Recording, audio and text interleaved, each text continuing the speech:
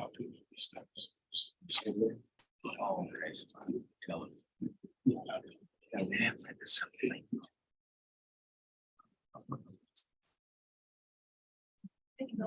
right, good evening, everyone. I'd like to call this instructional work group to order dated March 6th, 2023.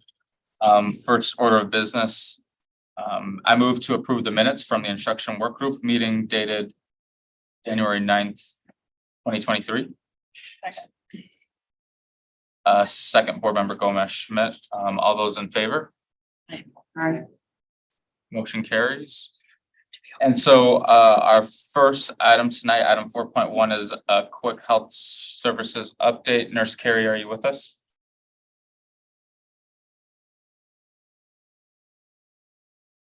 And Dr. Esser.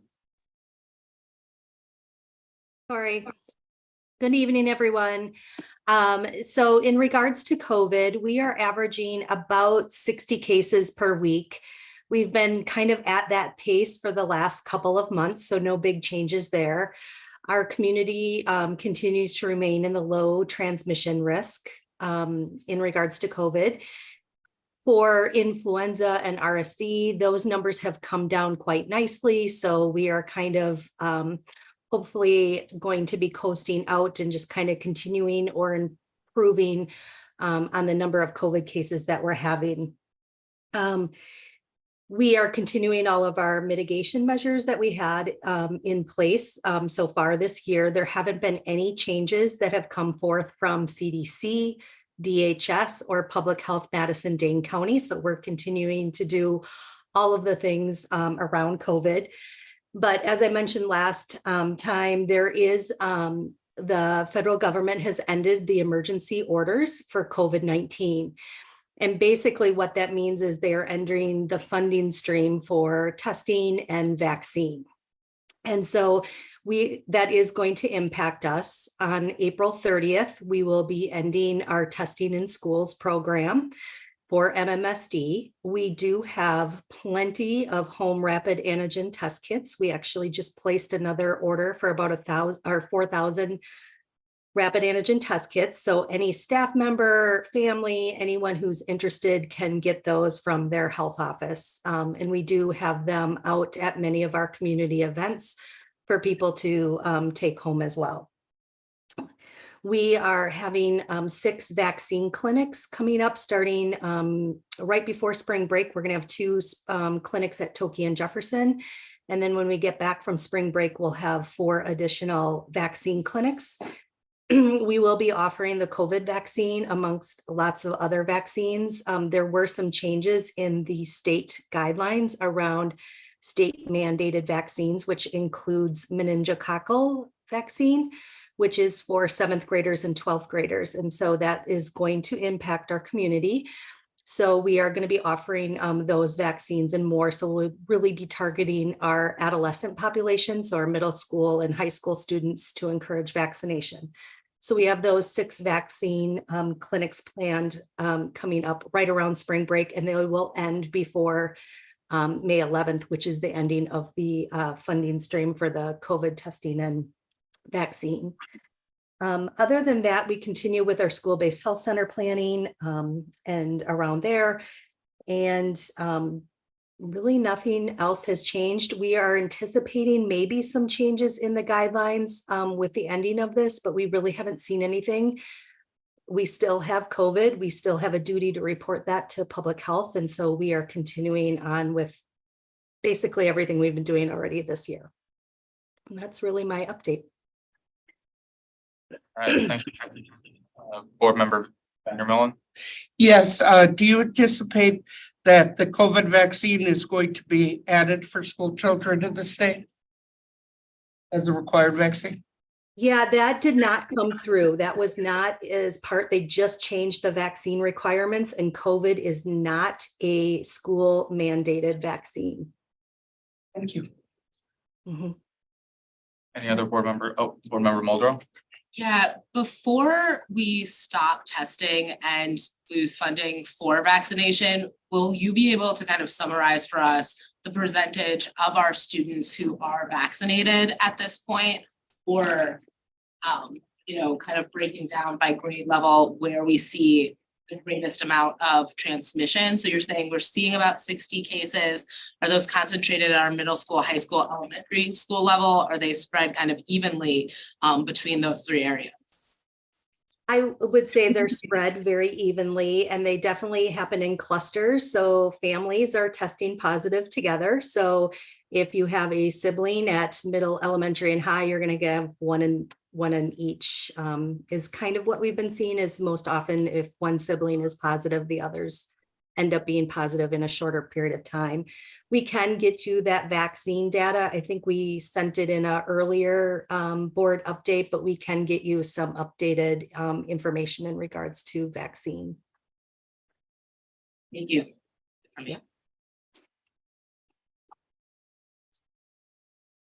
Thank you so much, Nurse Carey and Dr. Esser. Seeing no other questions, I'd like to move on to item 5.1, where Dr. Jackson will be presenting us with his findings from an audit. Great. Thank you so much. Councilman Castro and members of the board, we have a very unique opportunity this afternoon to have with us a very distinguished educator, former chair of the Educational Leadership and Policy Analysis Department at UW-Madison, now the first ever Dean of School, Michigan State University.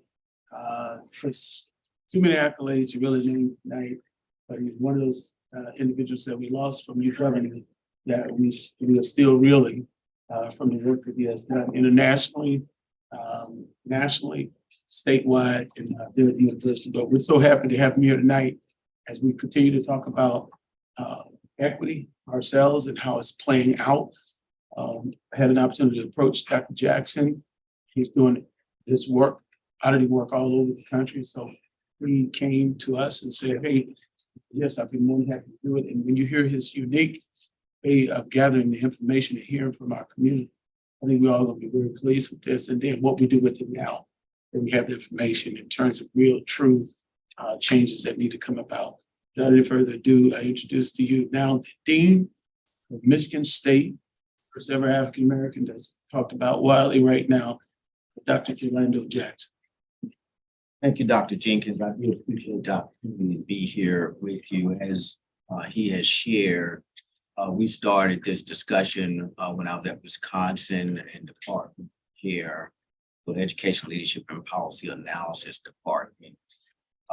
And my research laboratory, Wisconsin's Equity and Inclusion Laboratory, which is still operating, new director.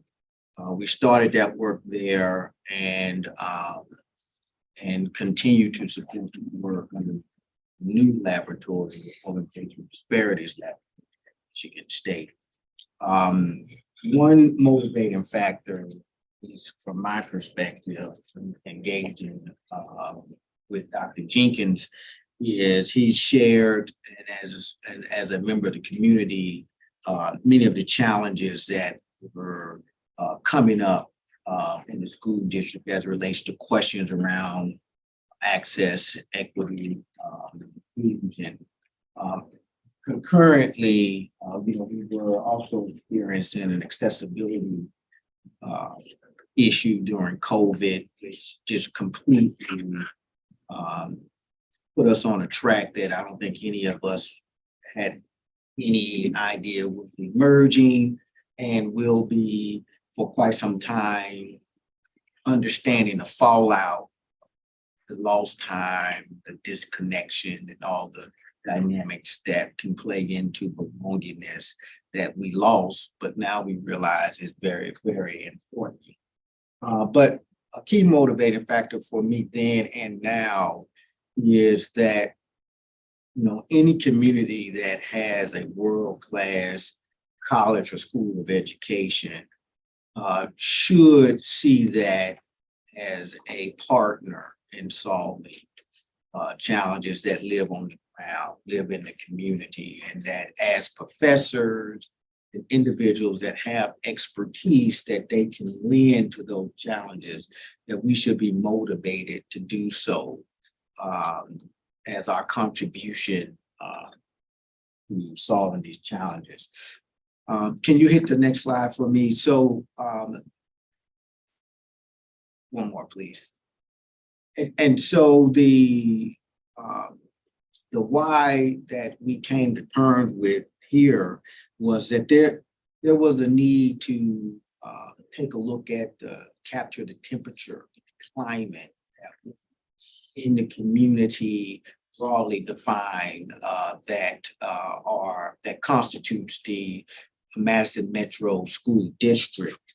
And to do so, we partitioned out the categories of focus and the next button for me, please. Thank you.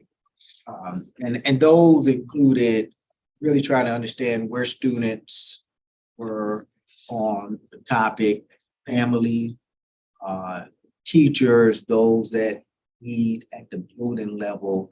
And then we also wanted to capture how leaders at the district level thought about this as well. And what we utilized was a self-guided video-based interview system that we had custom built to do this for us. Because we want to be responsive to two key challenges. One was that this was still a sensitive time about doing in-person interviews and engagement, and we didn't want to delay our time on this project, but also we want to be very responsive to recognizing that an impediment to in-person interviews is also timing. And so with the self-guided technology, one could take this whenever it was most convenient for them.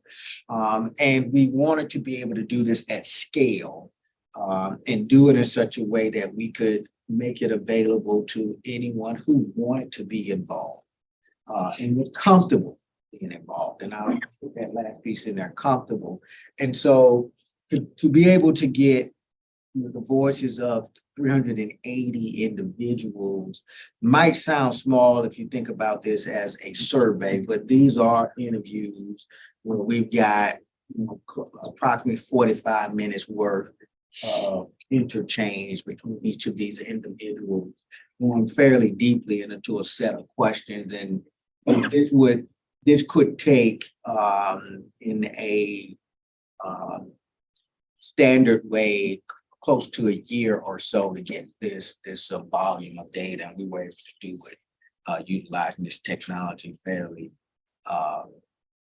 Not quite as efficient as we wanted, but certainly certainly as efficient as we were able to manage that. I will say that we did have a slight delay in the implementation because as we started, we recognized that we had not accounted for language diversity. So we had to go back and redo the system to account for the ability for participants to select their preferred language. Between us and our tech support and our capabilities of translating, it probably took us about 3 months to get that right. And then to go in and change all the pieces about the system so that it's in the correct language. But we purposefully delayed this process to get started in consultation with the leadership because it was that important to make that capacity available. Next slide, please. So then when we broke out, and I'll just speak to what we've learned in these different areas by category, but from the students, what we did learn is that there was a great appreciation for what was existing in the curriculum as related to diversity, equity, and inclusion. Students complimented their classes in that regard, and also talked about the presenting of histories that were focused around difference by race, ethnicity, as well as efforts that teachers went through to be deeply invested in sharing this information, and not to ignore the presence and experiences of minoritized individuals and how they felt in these experiences was certainly there. The second item is that there was some mentioning around the representation of teachers. And this will come up in other categories where there certainly was an expression of desiring more diversity among teachers in the classroom, appreciating what was there, but certainly recognizing, feeling that more would be desirable. And then also the students were keen on communicating that they saw more diversity among the staff versus among the teaching workforce. And so just as a, interesting point that students are recognizing and taking this information in. The third area you'll see here deals with the robust set of programming that is around identity and affinity groups. Greatly appreciated, found tremendous value in being able to aggregate and think carefully within these groups about the opportunities and challenges, but did also share the interest in making it a bit more prevalent for those to be aware that these opportunities are available. Next slide, the next bullet, please. And then, one item that will emerge, I'll just preface across many of these groups, is a desire to have feedback opportunities and a feedback loop, an ability to communicate their experiences, challenges, not only to the classroom teacher or those in the building, but really wanting to get that information in front of leaders across the district. Next slide, please. The next category, we had an opportunity to engage with were families, those that were responsible for these young people. And here, they too recognize the advancements and strides that the district has made in thinking fairly carefully about being more inclusive and equity in that regards. Many made a note that they saw some acceleration as new leadership came and greatly appreciated that. But there was also some caution as to certain areas such as disability, those with disabilities that weren't receiving the type of attention that they thought would be relevant for the broader population. Next bullet, please. There was a communication here and a few other categories.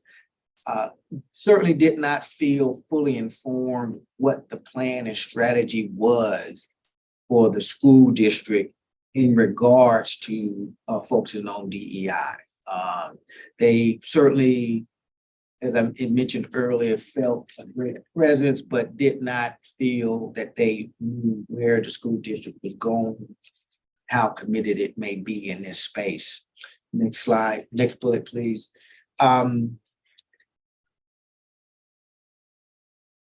The Parent-Teacher Association came up as an area of opportunity. The participants communicated that they felt that a smaller percentage of families were engaged in a Parent-Teacher Association, but particularly saw disparities as it related to families from diverse backgrounds being involved, but also taking on leadership roles, and they felt that was an opportunity to increase their involvement and bring great value to the future direction of the school district and the individual schools as well. And the weekly newsletter was certainly touted as a really good source of information. And so what can be done there to enhance that is an opportunity to reach the parents and families directly. It's something that they are certainly paying attention to.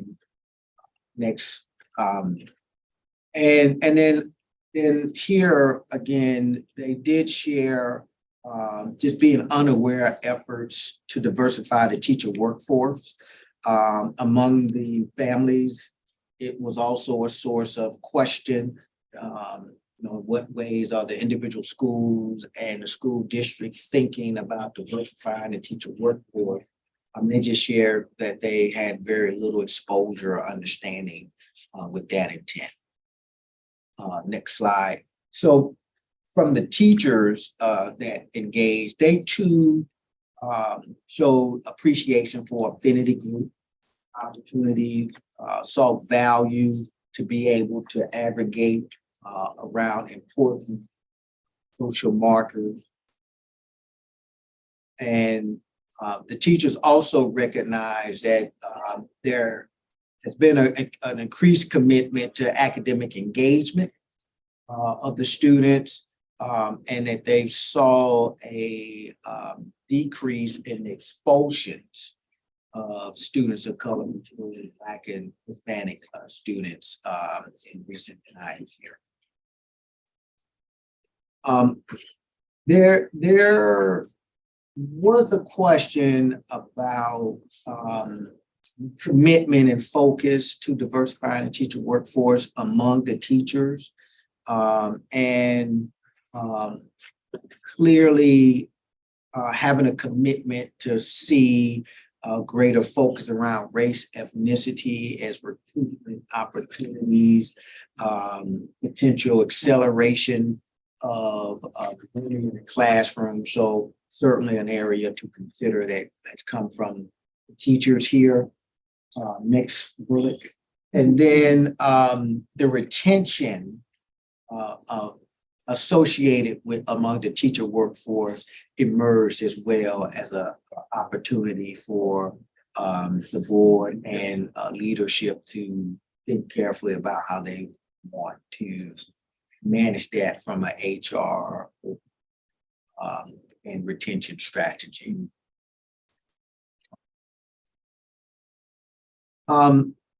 Teachers is another group that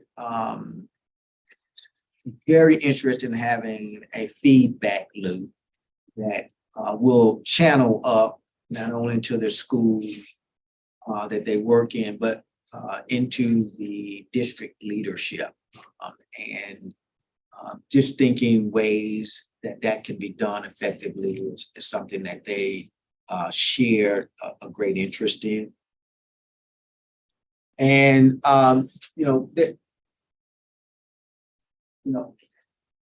so every bullet can't be good news, right? So this one is just, there's a question mark on how much of commitment there is to focus on DEI among the teachers. Many have probably been through various iterations and evolutions of discussions and plans. And so building confidence and comfort as you move this work forward is going to be important. And then while we've heard on multiple occasions that affinity groups have been tremendous values, teachers also wanted to at least raise the point that they felt they do inadvertently segregate the broader teacher workforce, and would like some attention to be considered on how we might be able to balance the individual needs versus the collective good. And so at the building leaders level, there was a sense of a commitment to leading their schools, and a strong desire to having broader direction on how to move forward as it relates to being committed to DEI. Some felt that they were going it alone in some ways and was seeking broader direction from the school district.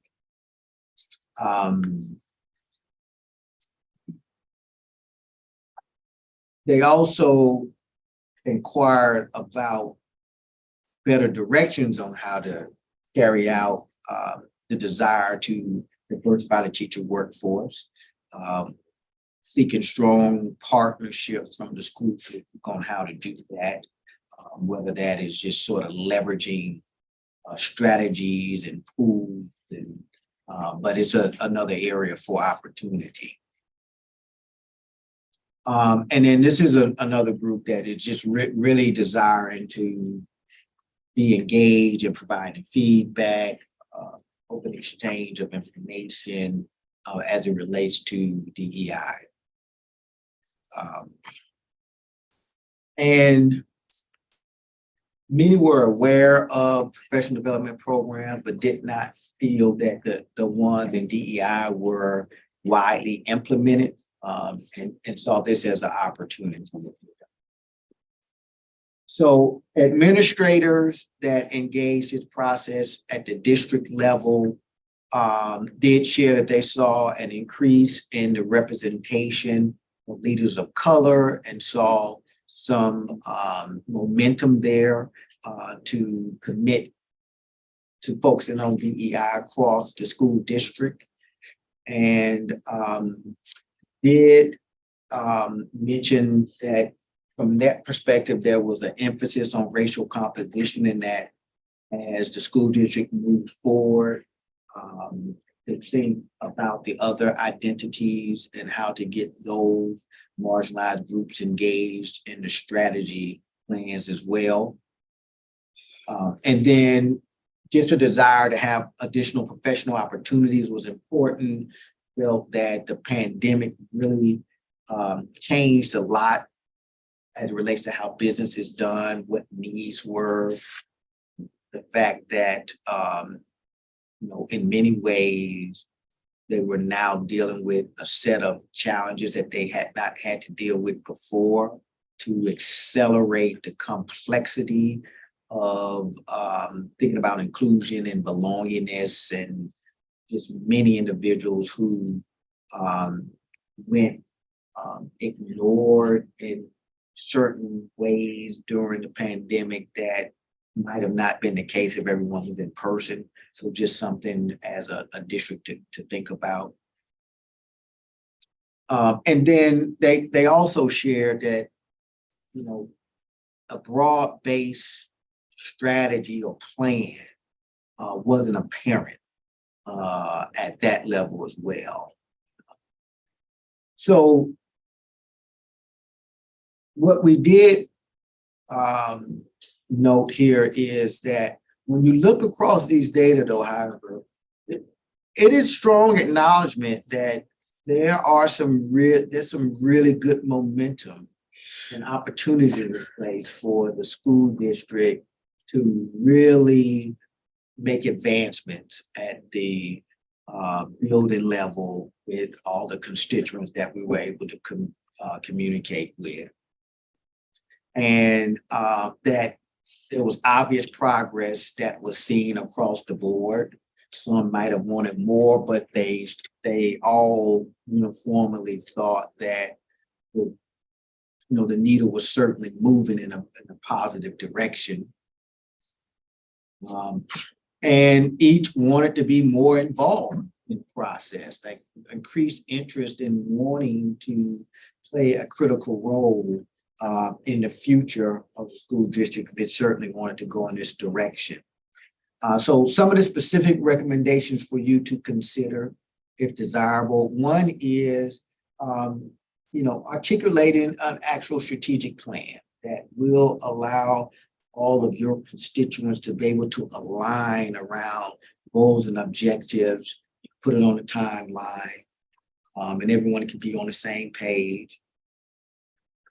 And then establish reward and accountabilities within that system as well. So not just have a wonderful document, well written and articulated, but also ways in which we be able to motivate those to adopt those strategies in full recognition that some will be quite challenged to want to change the way they do things, maybe in the classroom or in various leadership roles. Having a strategic hiring plan is important. I heard Dr. Jenkins and others mention about HR reports, so you're probably already thinking about hiring, retention, and promotion, and all of the strategies necessary to get good people and to keep them. And then families, engaging the families, they really want to be involved in how this shapes out. A real commitment to school district, what it does for their children, and how they can play a role as an extension as those young people leave your care and find their way to theirs. And there's a desire to standardize the ways you think about DEI curriculum. And that's coming from teachers and building leaders seeking from some guidance, direction, so that they can lean on as they make decisions at the building level, and not such that each building level leader might find themselves having to navigate this individually. And then, you've got a wonderful opportunity here with diversity in all forms. We mentioned in the report diversity and difference, because prior to the pandemic, but also in the pandemic, there are individuals who may not fit your traditional metrics of diversity, but they see themselves as different. They may not look different to you, but they see themselves, their experiences as different.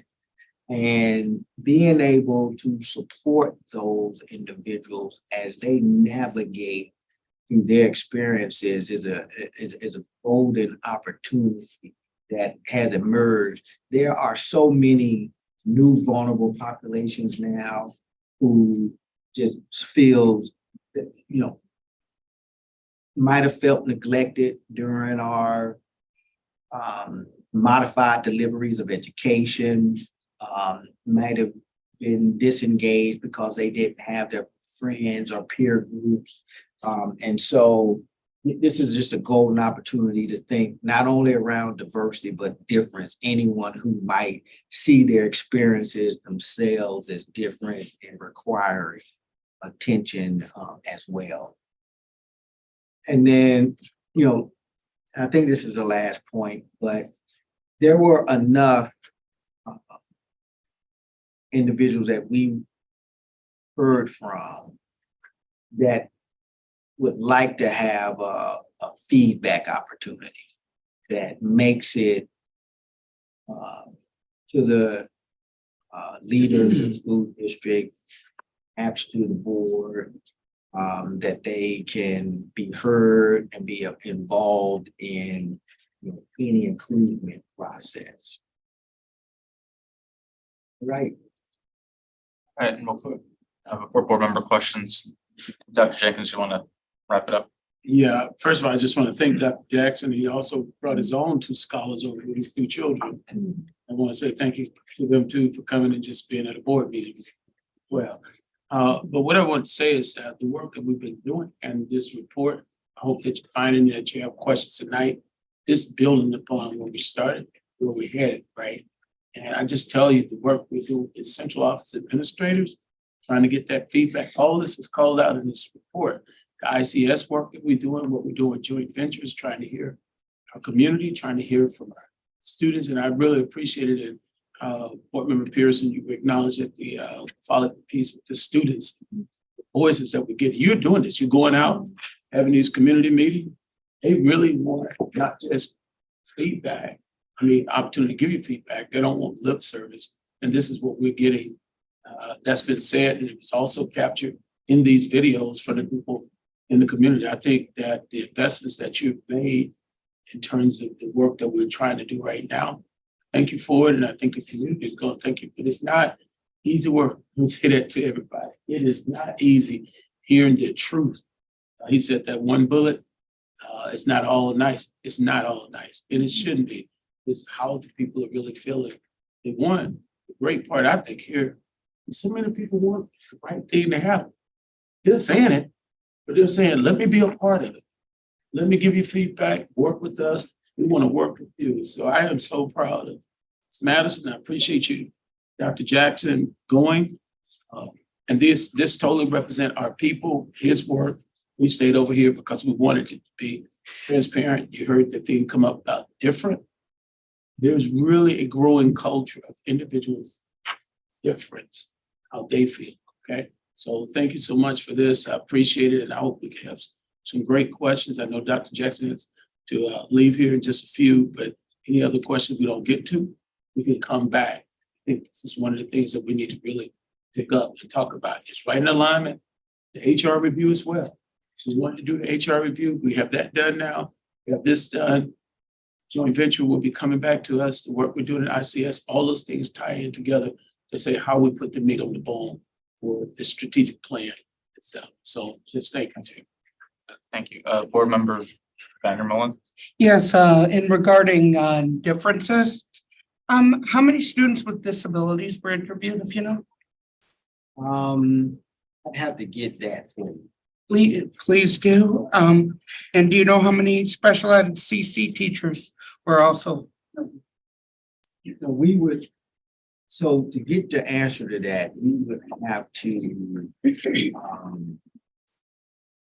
we have to crosswalk that back to some data that you have that would identify backgrounds of particular individuals, because as we engage with them, we didn't have those demographics, but I could work with Dr. McGregory to figure out based on who completed if they fit any of those background characteristics. That would be incredibly helpful if you can do that. Do you know if, and again, these are a lot of these, how many families with disabilities were interviewed, if any? It'd be the same Same. situation. Anything like that, we would have to crosswalk that back with, because we didn't have those details and we interacted. Reason I ask is your work is excellent. It's scholarly. Problem is, as someone who's autistic and on the board, I have a hard time on diversity and inclusion that doesn't fully include disability. It's not your fault. It's the way the society is. I'm not blaming that. But I would like in the future on reports that we need to separate this data out. We're 14% of the MMSD population. Not 4, but 14. And on that, I think that's absolutely necessary to include that. I only have one other question that's for admin. I know we were given a summary of the report. Were we given the entire report? You will get the entire presenting, and then we want to wait. Jesse sent it. No, she said the summary. No, it's a, You have the 23-page. what's the full report? Okay, that's the whole So they thing. already have it, because I knew it was coming out too. Got it. Wanted to make sure, because last time I screwed up the summary with the other on the HR report, and I wanted to make sure. We have both, and they can be posted too as well. Dr. Jackson and I talked about it. This is public information. We're not trying to keep anything. We really want you to dig into this, ask questions. It's going to be beneficial for the plan. Program Pearson, we want to ask too that you get this in your group, and if you can talk to the student about this as well and get there. Some students, we Mhm. want them to have. So I'll work with McGregory and we'll get that statistic for you. Thank you. I appreciate it. Board Member Nichols. Thank you, Dr. Jackson, on your work on this. So there are a couple of things that stand out to me. One, first, I am wondering, similar to Board Member Vanderbilt, if we could get just an overview of the demographics at participants in the audit, as well as if you'd be willing to send the questions that were asked on the video. I know that you said it was self-guided, so I don't know if different participants selected different questions, but it would be, Self-guided yeah, so all categories. So there were different questions for each category. And everybody was asked the same questions. okay. We can get those. Okay, that would be awesome. So one of the things I think for me in hearing your report and also just viewing it is that last week we were in a board meeting and had a presentation on an HR audit. And several times in your report, you also talk about the lack of representation or some progress and representation of teachers of color, generally around the category of recruiting and retaining a diverse staff. And I don't know that this is a question per se, but let me just go there. What we heard last week from Whippley, when they reviewed HR, was that we definitely needed to do something to increase recruitment and hiring, right? Yours is a little bit more targeted around specifically like teachers of color. Okay, so it all kind of to me is starting to say the same thing. I was hoping in an equity audit that we might see a little bit more of either analysis around policies related to hiring and retention, and or other systematic barriers that the board can actually take action on or think more deeply about. And so I'm just curious if you include any policy cross-references to some of the themes that you heard. And that would be a similar question to the recommendation you had around like a DEI strategic plan. I know I'm putting a lot in here. I'm using another example of like we currently have an equity policy, but I don't know that the policy, most people would know that we have an equity policy. But since there were comments in the interviews around people not knowing exactly what the district's direction was or wanting more strategic guidance, I was just wondering how policy intersects perhaps with some of the recommendations that you heard, if at all. Yeah, no, so we did not do a review policies in that way. And perhaps that might be a part of some future effort. And the groups that communicated lack of awareness were the families who may or may not have seen the plan that you mentioned. So that could be an opportunity to put that in the newsletter if it's something there. And then the other level was greater guidance among the building leader to kind of move forward. And so it may just be an awareness challenge if you do have something that guide their work. Okay. Well, thank you for that. I don't know if that will be any subsequent work. I think it's a call to action for myself as a board member of thinking about, we've now heard an HR review. We're hearing an equity audit, and then what are the intersections to policy that the board needs to focus on?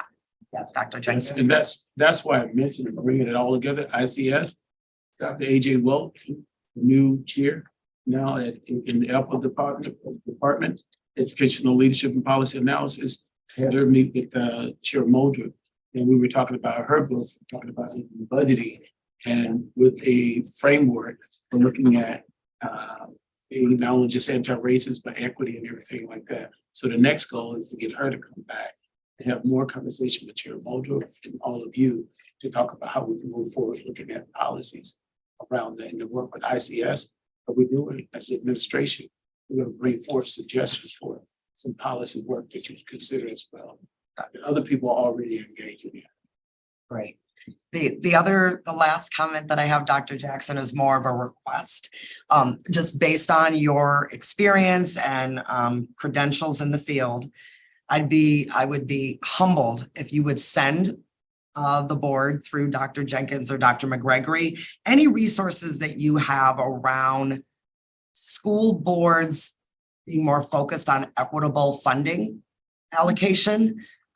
We've done a couple of listening sessions out in our comprehensive high schools, and the sentiment was pretty loud and clear that many folks working in our schools are questioning kind of how allocation is resourced. And there are some parents that were also present last week who talked about decisions they've seen the board make around some schools having greater access to PTO, booster, and other fundraising, and other schools not. And so anything that you might have as a resource around really honing in on what does equitable funding allocation look like at a board level, I would be deeply appreciative. That's it for me. Thank you. Board Member Simpkin. Thank you. I start with the easiest question, which is, when did you do these interviews? Oh, see, got it here. We started this in the spring.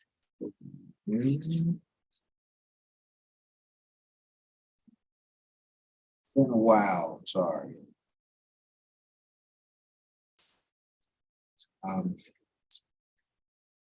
My memory is that we engaged these interviews in the spring. I will confirm. I was still here.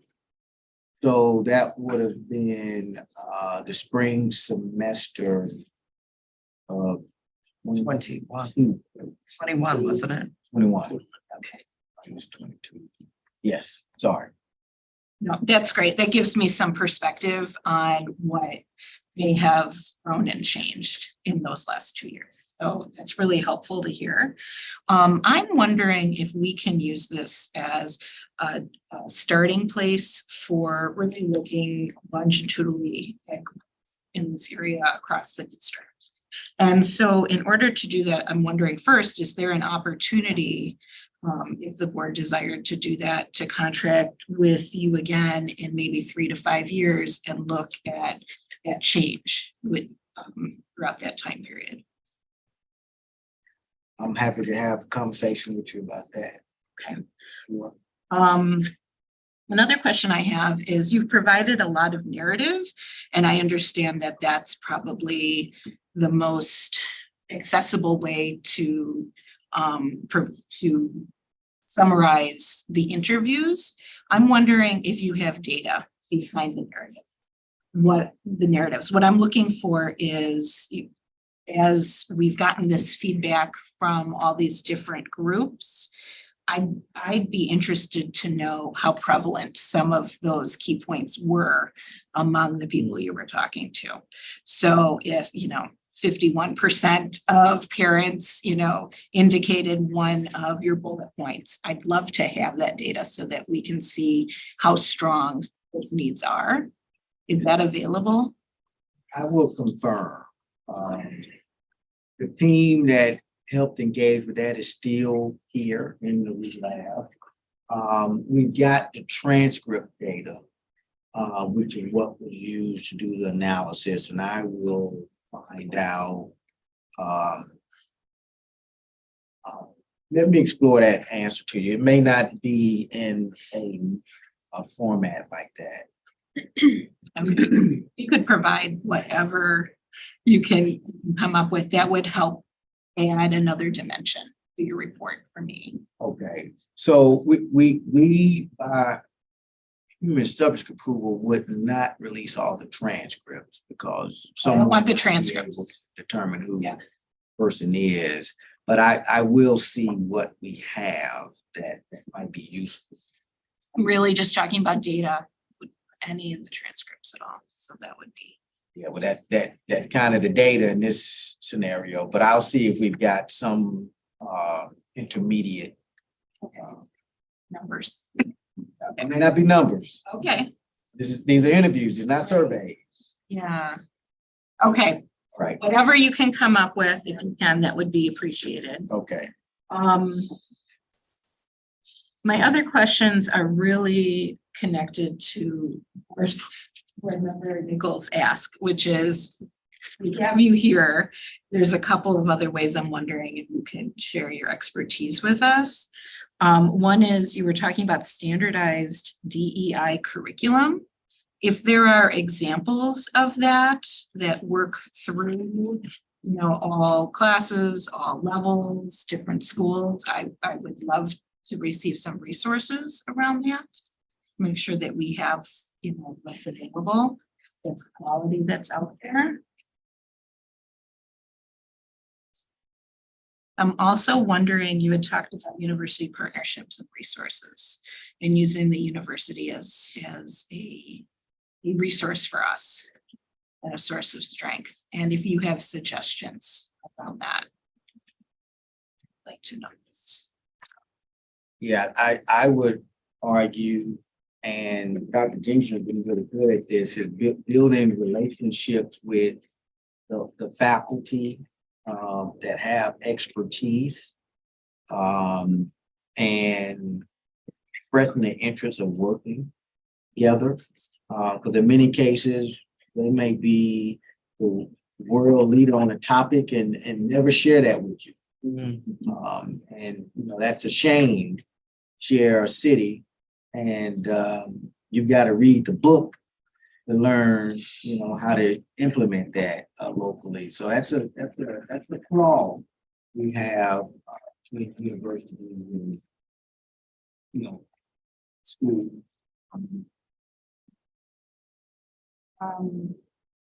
The other resource I'm wondering is if you have examples of really successful overarching DEI plans that districts are following, strategic plans that are leading to positive changes. But that's all my questions. I thank you so much for your time. Thank you. All right, Board Member Pearson. Yeah, thank you. Appreciate all the work that into this, especially as we get more information from folks not in survey form, but more narrative form. So thank you for putting in that work. I'm sure it was very difficult. My question is just about similar to what Nichelle mentioned earlier of just I just one up what she said, making sure that we get maybe in your expertise, things that you have seen where we connect this work to actual policies to help strengthen our district overall, but also as we are looking into HR policies and the HR work and how that might be able to connect the dots. And my next question is just, or my actual question is just how does, because we also have a strategic recalibration process that is going on right now, and how we are looking to put that together with this, with HR, and then what is the plan, and I don't know if that's a question that you can answer per se, but maybe just in your expertise, I'm just trying to put all the different pieces, because we have a lot of work that we're trying to do which is great work because we have the opportunity to do so, but just looking at all the different areas and how they all fit together. And I don't know what the plan is moving forward, with putting those pieces together. So if you guys want to speak to it.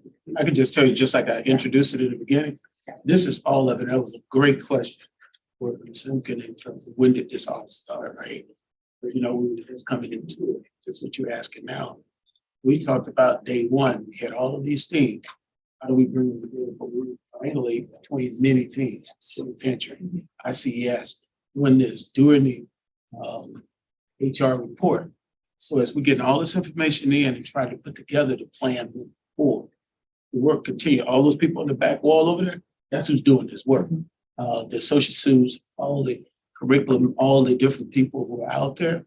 So now it's about having to talk to, we're constantly working with our teachers, union MTI, and working with the principals on Wednesdays, seeing how we're going to bring all this work together to really fold into the plan the voices of the people, students, of the larger community, of the business community, and this is it. And so I appreciate the question of asking Dr. Jackson to stay involved. And I know how his time is, and I'll talk with him on that part over there, because he's everywhere. I don't even know how he's gonna find the time, but we need to keep a focus and we need the data.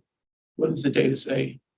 The qualitative and the quantitative data to put this plan together. But what I really like, and I hope you heard out of his theme, people may have things to say. They want to get involved. And this could be the roadmap to giving us a plan, strategy, measurement.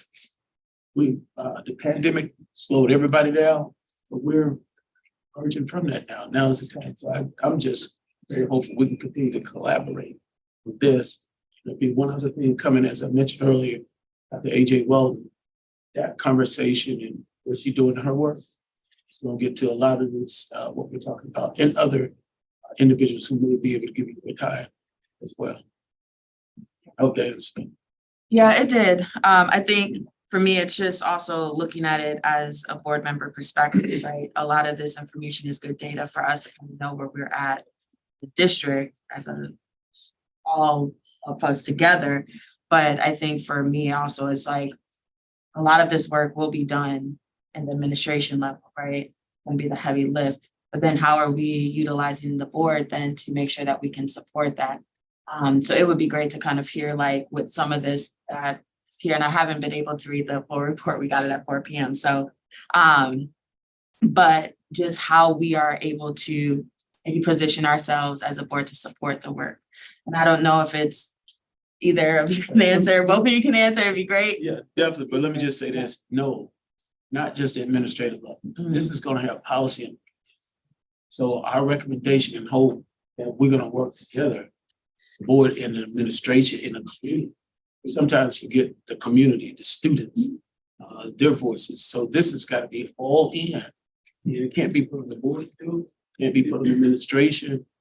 Collaborative effort is going to be it. And I think utilizing Dr. Jackson's expertise in his tentacles, we can have some of the best people rolling in on Madison. And I thank him too, when we did the strategic think tank, first got here, he was a part of that and brought people from all over the country to talk about Madison and what can happen. So thank you. I'll stop right here.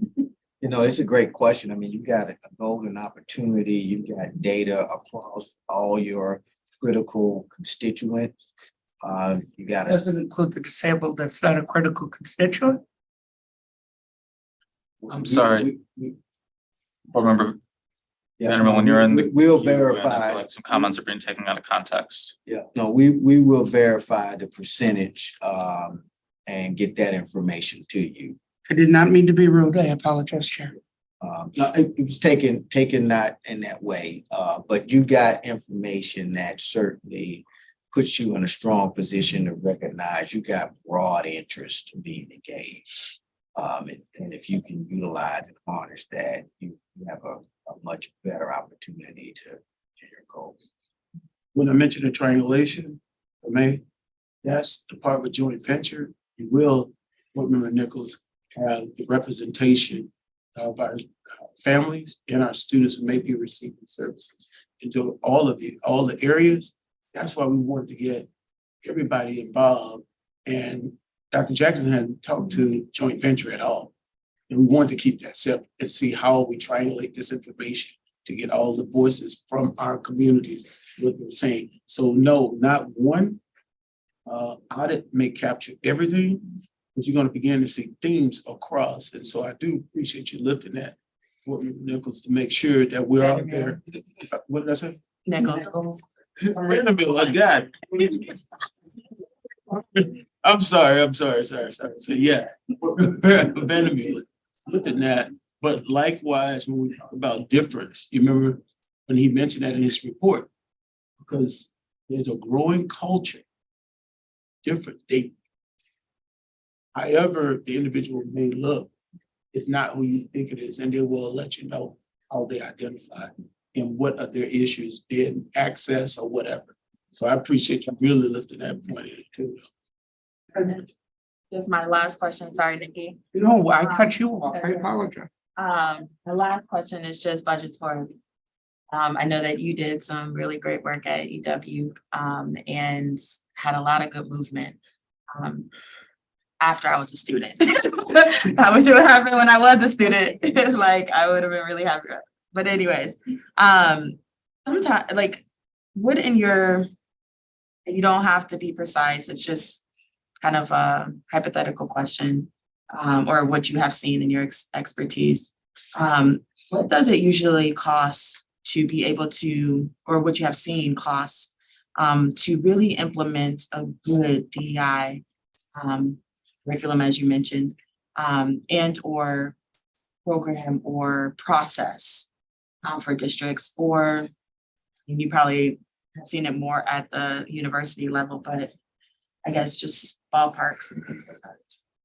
You know, that's a tough question, because scale makes a difference in what aspect you choose to approach, because some of these are gonna be, if you address the hiring, that's gonna be probably significantly more expensive than addressing some of the concerns that have bubbled up for our students or other groups. And so I think you all could, you know, develop your strategy and build a budget that would reasonably align, and be committed to it. We spend resources on you know, things that matter to us, and if this matters and other topics that you all discuss matter, you have to really contribute those resources. I wish I could give you the answer, but I know, I would probably lead you down some wishful thinking, and then you go and do the numbers and say, this is it's gonna cost 3 times the amount. I mean, I think for us, I think this board has been really committed to try to ensure that our budget reflects our values as much as we can. And I think that that speaks to that. And obviously we're going to be in a tough budget cycle, but I think this work is extremely. And so thank you so much for that. Board Member Pearson, other board members, the only thing I say to you, Nicole, after and you said it, your budget reflects your values, but equity budgeting starts up front. It's not an afterthought. We're gonna do the equity after we finish everything else. That's, when you look at the numbers, I don't even understand how we could do it and not do it, and address them. You all have made some significant investments in this district. I appreciate that. Thank you. Board Member Gomez Schmidt. Yeah, thank you. And thank you, Dr. Jackson, for being here with us tonight. A lot of my questions have already been answered. A question that I am very interested in, most people have expressed, is how all these pieces of everything that we're doing are going to fit back together. So Dr. Jenkins, you spoke to that a little bit, but you all know I love how plans come together and build off each other and complement each other. The other theme, so I won't ask any more questions about that, but the theme that I heard you lift here that we haven't discussed yet is the concern from different stakeholder groups that there wasn't a way for them to give input, or there wasn't a way, you talked about feedback loops and creating those. I'm wondering if you have any suggestions or resources for effective ways to do that, or that you have seen work in school districts really well. I also want to suggest that we may already have this building block in place. I don't know if we haven't been using it for a while or what has happened with it, but we did have a collaborative problem solving model that we were using in our schools for our staff to work with our building leaders to really try to figure out how to do this effectively. So I guess that's sort of two questions. From your perspective, is there a really good model out there for that? And then I guess, Dr. Jenkins, that's for you, the collaborative problem solving model that we've had in place before. Can that be used as one of the building blocks to sort of address some of these concerns about the feedback loops? In just the last week, from my end of the collaborative problem solving, I've had conversations, I'll just say with Mike Jones and our team, we had this conversation, but I'm hearing from staff what took place over at Mendota. And collaborative problem solving as we know it, but then just other planning events for us to get together and start talking. We all forget that we've been in the pandemic and we haven't been together really yet, like we used to get together. And a lot of things happen through relationship building. But the intentionality around the collaborative problem solving, yes, that's the intent. Our work right now that needs to happen. A lot of those other opportunities designed, like at Mendota when they had the was the Motown? Anybody know? Was it the Motown? I went over there. If you would have seen the student, staff, and the parents smiling, having a great time, we have to put joy back into education. We've been so pandemic. I got to do this. I have to do this. No, slow down and just enjoy one another. Then we can go and have a great conversation about the work that we have to do. I'm just look right here. So many things going on, and we're over here just each other's side not as much, but we've got to talk about how we make all these individual things work, melt together like you talk about, so we can have a clear strategic focus as we move forward. That's what I would say to that. You know, it could be something as, not to suggest I know all the communication channels, but it could be something as simple as regularly occurring town hall meeting for parents at different times, different modalities. Could mean some communication channel, whether it's email or phone number to share perspectives. And so you may have those already, sharing that with them, but it was just depending on who was being interviewed. I think the feedback was different type of feedback, just parents feeling unable to share their concerns and feeling comfortable that it got to the right person. And it seems like we do have some building blocks already in place, and we might need to focus some of our strategies on improving those processes that are going to allow people to give, the feedback. Because it sounds like we have desire from stakeholders to continue to be engaged and be engaged in this work. I just don't want us to miss something that we already have and go searching for something else if we can just need to put some pieces together. Thank you. Any other comments? Thank you very much. How much Dr. Jackson? Thank you. Let me thank my two daughters that stayed the whole time. Gave me the room. So attentive too. So They were like, you saying that? Dr. Jackson, can I get your picture while you're sitting at the board? So we can Oh, send that out. all right. See you in Michigan State right here. President of African American. Free. And you and it. Say go white. That's their cheese. There it is, so I can get it. There we go. Got it in there. Okay. All right. Thank you. Thank you.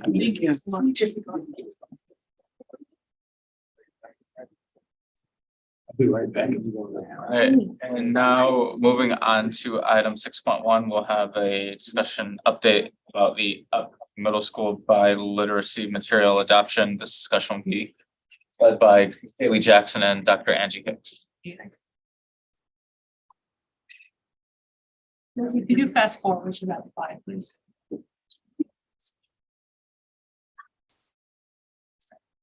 So while the team is coming up, we have quite a few members here tonight that we're super excited to be able to do this.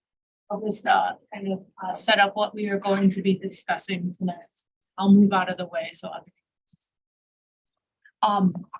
a reminder, we are in the middle of an RFP process for middle school biliteracy material. So we're looking for materials for both our English language arts sections as well as for our dual language immersion sections at the middle school level.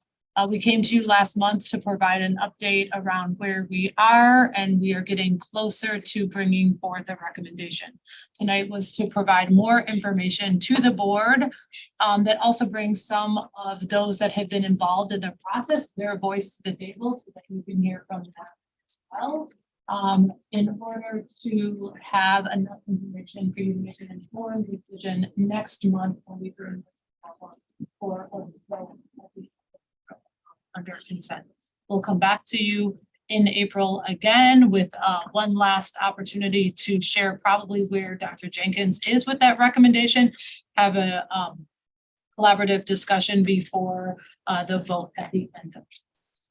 And so with that, I am going to turn it over to Kaylee. She can have other members that will be at the table, and I'll step back to leave a little space for people, and I'll be back. Jessica, can you go to the next slide? All right, so I'm actually going to ask Dr. Angie Hicks to go ahead, start us off. Thank you, for having me here at the meeting tonight. I want to share with you some information about the proposal process and how it occurred and where we are at this point. We began the proposals, and 6 vendors submitted RFPs for the first round.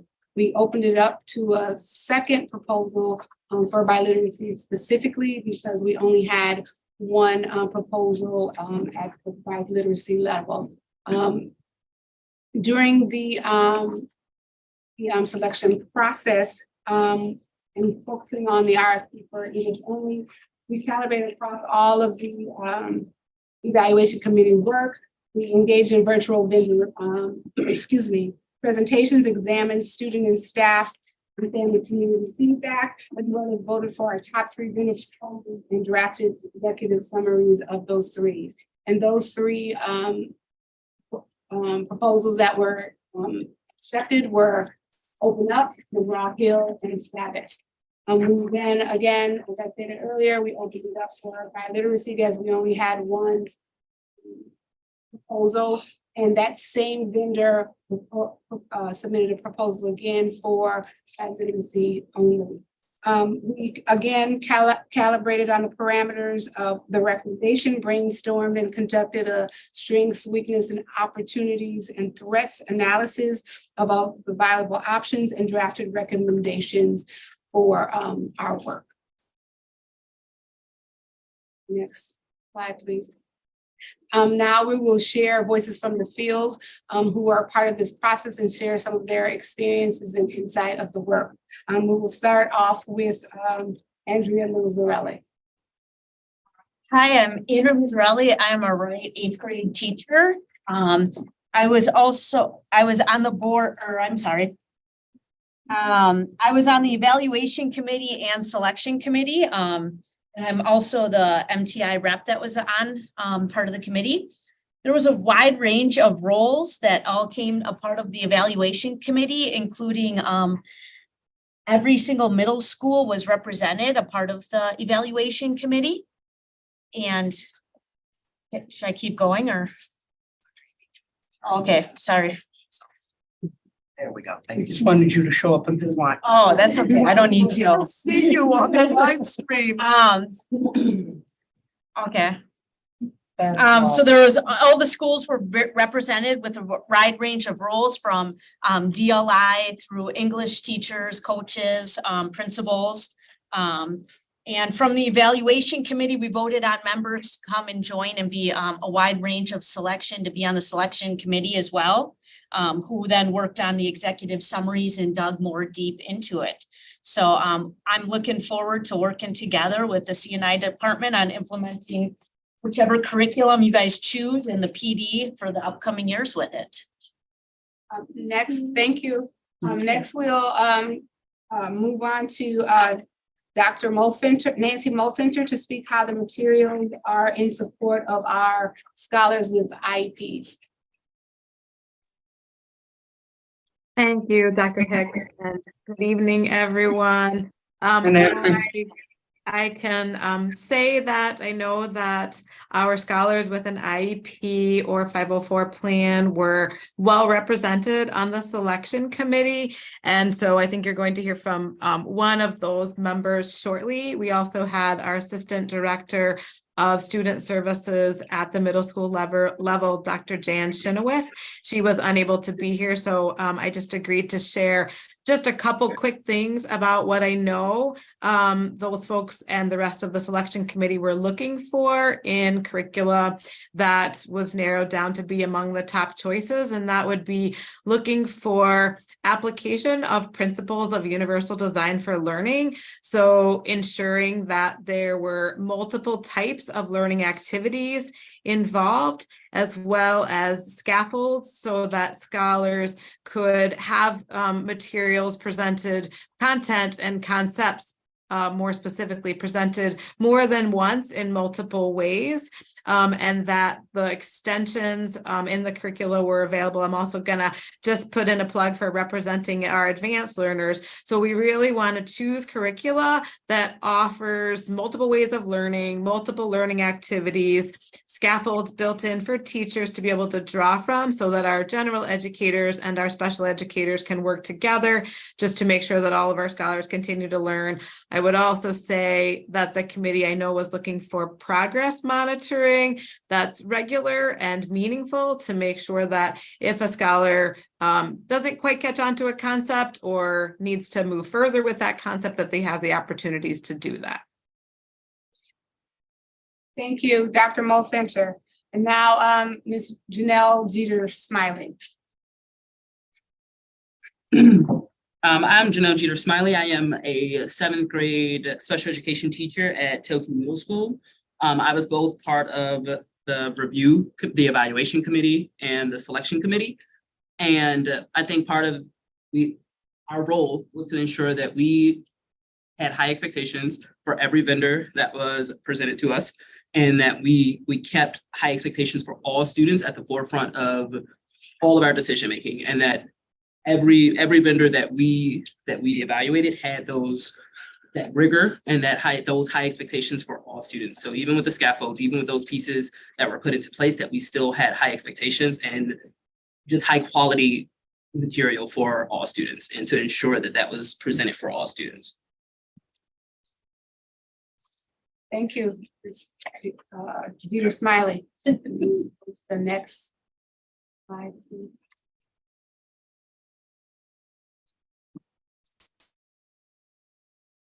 All right, so you just heard from some of our committee and selection members who really dove into the English language instruction side of the house when it came to the vendors. What I'm going to be doing over the next few slides is sharing with you some of the benefits and burdens that our committee members identified in these materials through the executive summaries. Don't worry about it. All right, so we'll start first with McGraw-Hill. So McGraw-Hill, some of the benefits here is they had an incredibly diverse range of authors, including racial and gender diversity. There were a lot of supplemental supports and intervention materials, which was a huge plus. The core content was scaffolded in a way that really supported our English language learners. And students had access to a wide variety of genres, including current texts, like podcasts and blog posts, a range of novels, and also short stories. On the burden side of McGraw-Hill is that there is only an English component. There is no Spanish component whatsoever. Also, the hard copy of the text differed in the depth of planning than the online version of the text, which could be cumbersome for teachers in their planning.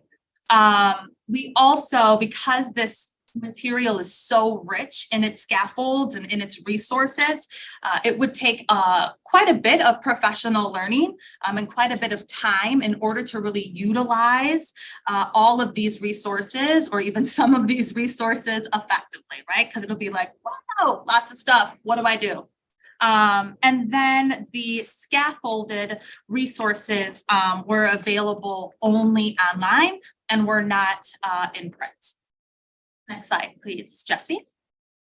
All right, so Open Up. This is something you all are familiar with. This is Open Up /EL, which is being utilized right now at our K-5 ELI programs. Some of the benefits here is that we know that it supports the science of reading and our letters training. So teachers are already able to see the connection between the science of reading training and their materials. It also ensures that students read 4 entire books throughout the school year. Remember, one of the comments last time was from a parent that said, for the love of God, please make sure our children are reading novels. And Open Up is rooted in the reading of 4 novels throughout the school year. We also can't denote the systemic coherence that this would create, not only for scholars going from 5th grade to 6th grade, but also for our K-8 teachers, right? This is already the material that's being used on our ELI side. So it ensures rigor, it ensures a level of K-8 system coherence. There's also a high level of social emotional learning embedded in the curriculum, which is always something that we are looking for and looking to beef up. The writing skills through the on-demand writing is incredibly strong and takes on a review, revise cycle that is ongoing. And because we have worked with this vendor before, we also know the quality of their professional development, right? Which is, we know the second half of a materials adoption is the quality of PD. Some burdens here, again, EL Open Up does not have a Spanish version whatsoever. It is only available in English. The current ELL scaffolds in EL are not 2020 WIDA standards aligned yet, and it does not include a multi-tiered system of support structure, which is something that we would need to support with. Next slide, Jessie. And now I'm going to share SAVIS. So when Dr. Hicks spoke about the overall sort of vendors that came to the top, right? You saw SAVIS twice. Right now, I'm only going to speak to the ELI side of it, and then I'll speak to the biliteracy side of it. So as far as benefits, again, very diverse range of authors. Students, again, had access to multiple genres like the podcast, the blog posts, the novels. There is a norm referenced assessment called the grade assessment that's given 3 times a year that provides a Lexile measure for each student. Middle school teachers are familiar with that Lexile, and so most of them see that as very helpful. And it provides supports for our English language learners. The burdens of this. So this side of the curriculum, the ELI side, is only in English. Okay, we are going to need to support those who are implementing this material around structures and protocols specific to small group instruction, as that is a large component of the materials. Again, we will need to support this transition with quite a bit of training and coaching. There's a possibility for an over-reliance on scaffolds. Scaffolds are supports that help students, right, sort of like climb up the ladder to grade level rigor, right? There are a ton of scaffolds. And so if not properly supported, right, there is a possibility where we could rely too much on the scaffolds and take away then from that grade level rigor, grade level expectation. And it does not ensure that all students are reading novels throughout the school year. Next slide. Oh, go back one for me. Okay, right here. Thank you so much. And so we have a couple voices from the field who served on this biliteracy side. I would like to start first with Mr. Alex Thompson, who is on the screen. Hello, thank you for having me. I'm Alex Thompson, principal of Sherman Middle School, and I served on the evaluation committee. I've also had the pleasure of collaborating with some of my colleagues who have done curriculum adoptions at the elementary level. And I wanted to give some insight into what we were looking at going forward when it comes to the implementation. It was stressed throughout that the earliest that we can get the materials, the better, because as we talked about, there is going to be a need to work with the curriculum to make sure that it's accessible for all of our students, and really just to unpack all of these materials that we're gonna have at our disposal to support all of our learners.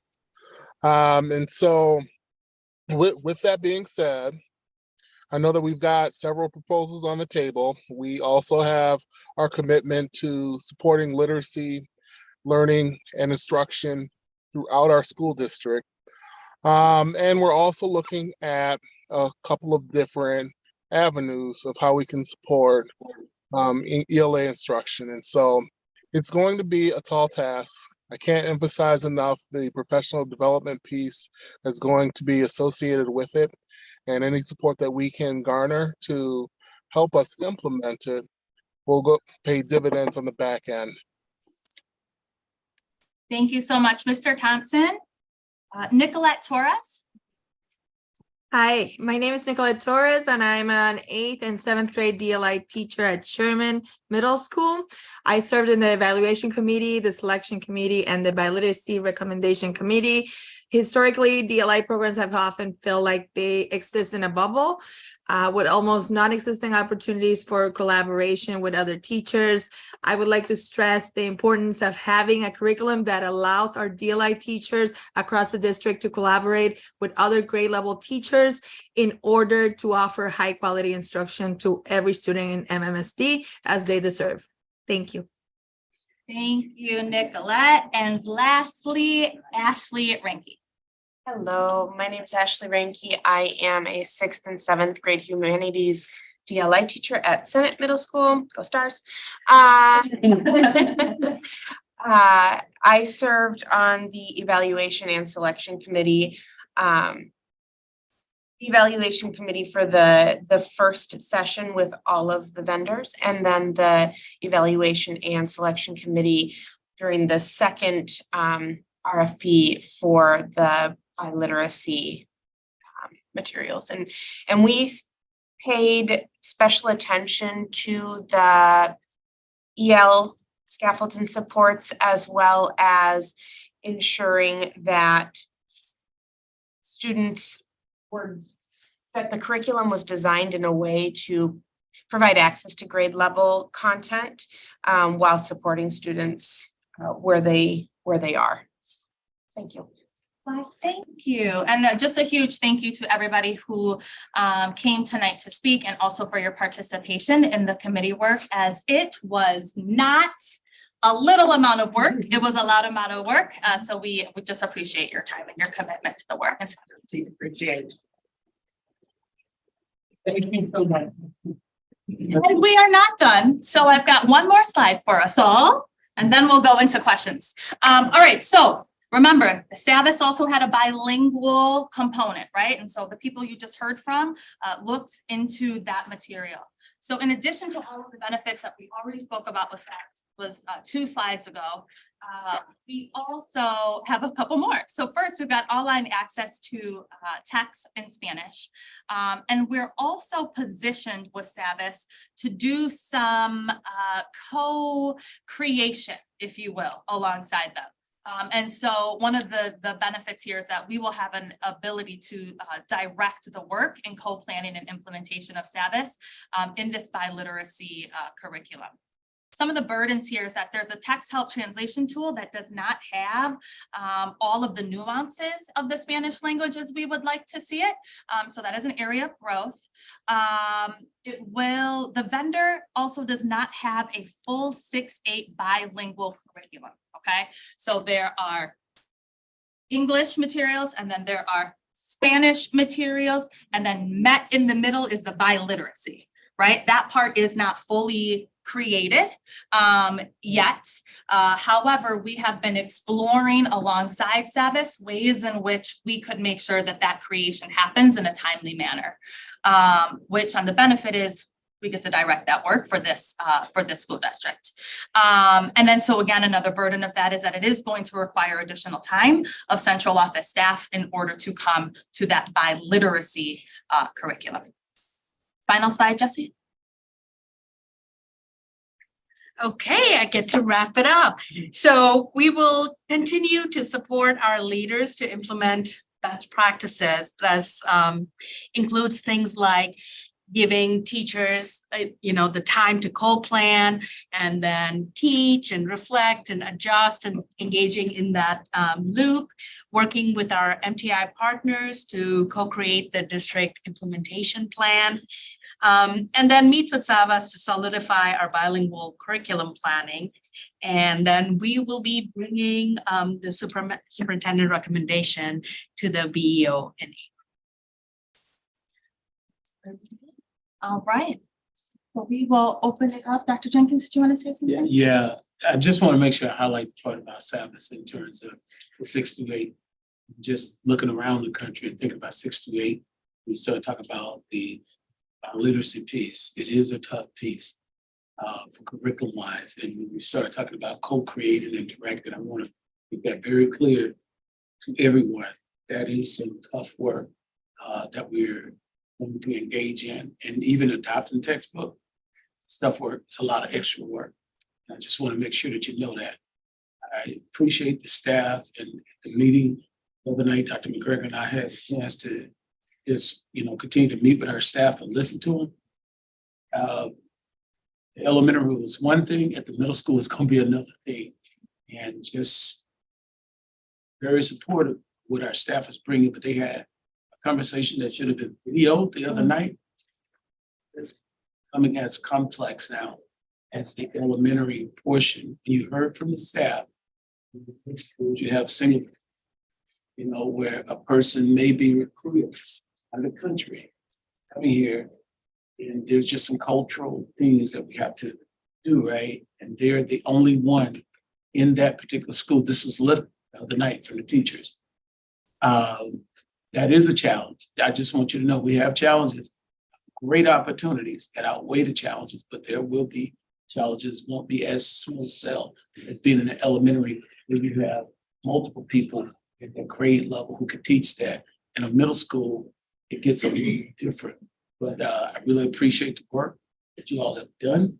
And we understand the science of reading continues to lead us in the way we're going. I appreciate what the staff is contributing to this, and administration, all of you. Thank you, Mr. Thompson, everybody who came on tonight, because this is a team effort, and believe me, they put in a lot of hours. So thank you all. I have to say that again, because no one knows how much you've been working on this. Thank you. Thank you. Okay, we'll open it up for questions. Board member comments, board member Vandermill, followed by board member Nichols. Yes, just one comment, unaccessible. Do you mean disability accessible, language accessible? Exactly how is that actually defined in this case? In McGraw-Hill, it says that it is only accessible online. Oh, so what was accessible online were the scaffolded resources that were accessible online, as opposed to being in print in the teacher manual. Does that mean we couldn't get copies in Braille? In print, Yeah. you could always print them online, but it would be, an extra step. So the resources exist, they're just not in And teachers' hands. That seriously concerns me, that there is a curriculum that has made it this far that is not fully accessible. One, to our English language learners and DLI, which I think is incredibly problematic. But two, the fact that we've had things in Braille since the early 1900s, and we can't get a hard copy without having to go online to get it and take more teacher time is seriously concerning to me, because if we're truly an anti-racist school district, we must be an anti-ableist school district. And I feel that could be disastrous. But that's my personal view. Board Member Nichols? All right, thank you again. You have been putting in a lot of hours to go through the curriculum. I only have a couple of follow-up questions since the last time you've presented. And if some of my questions are coming from a place of me not understanding, just have a little grace with me. So when we adopted the elementary curriculum, I know this is different, but like, just work with me. Yes. One of the things that I remember in that discussion was that particularly for Hmong students, there was going to be a teacher leader or a teacher leader group working to translate some of this. I don't even know if you can translate an entire curriculum, K-5, right? So I guess where I'm going is, where we're talking a lot about Spanish, which is legit. What about our Hmong students or other students who need access to this curricula, need more scaffolds language wise? Yeah. And so Great question. how does that work? Great question. That's why we've got Dr. Gabby Bell in the room. She's our local expert, and she's been leading that work with her team. So Gabby, if you'd like to respond to that question. Would you let me get closer to the mic? Yeah. We can. Hi, Gabby. Hello. That is an excellent question. Thank you so much, Ms. Nichols. So our monolingual program is matriculating into 6th grade next year. Right. And that means that we are on a journey, as we were with elementary, to ensure that as part of the core instructional, that we have core instructional resources to be able to do that. So you remember very well, we have a team of teacher leaders that are supporting us in the development of those curricular resources. I am very proud and happy to share with the team that we have continue our partnership with other districts at the national level. Remember that we are one of 5 in the entire nation that are engaging in doing this work. So we are working alongside our colleagues in Minnesota and California, that's where the other districts are, to be able to do that. Under Cindy Green's brave leadership, we have a development plan, which we have an internal deadline to ensure that semester 1 curriculum for the courses for the Hmong 6th grade program are ready for us in the beginning of the summer. And we are working with our colleagues at Blackhawk and of course our colleagues in the state and federal team to ensure that we have professional development opportunities, not only on how to access the core resources, but also on the pedagogical practices to be able to make sense of that. I heard in your question a little bit about English language learners and the scaffolds. So remember that our core programs are the DLITV, Spanish in English, English language arts for English only, and the Hmong bilingual program. But we also have a commitment to the percentage of students that are English language learners. All of the curricular resources that Katie Jackson was speaking about have entry points for English language learners. And also remember that we're in the midst of an RFP for supplemental ELD, English language development resources. More to come on that in the upcoming months. I believe that you got a couple of updates on that. So, did I answer your question? Yes, thank you very much. Thank you.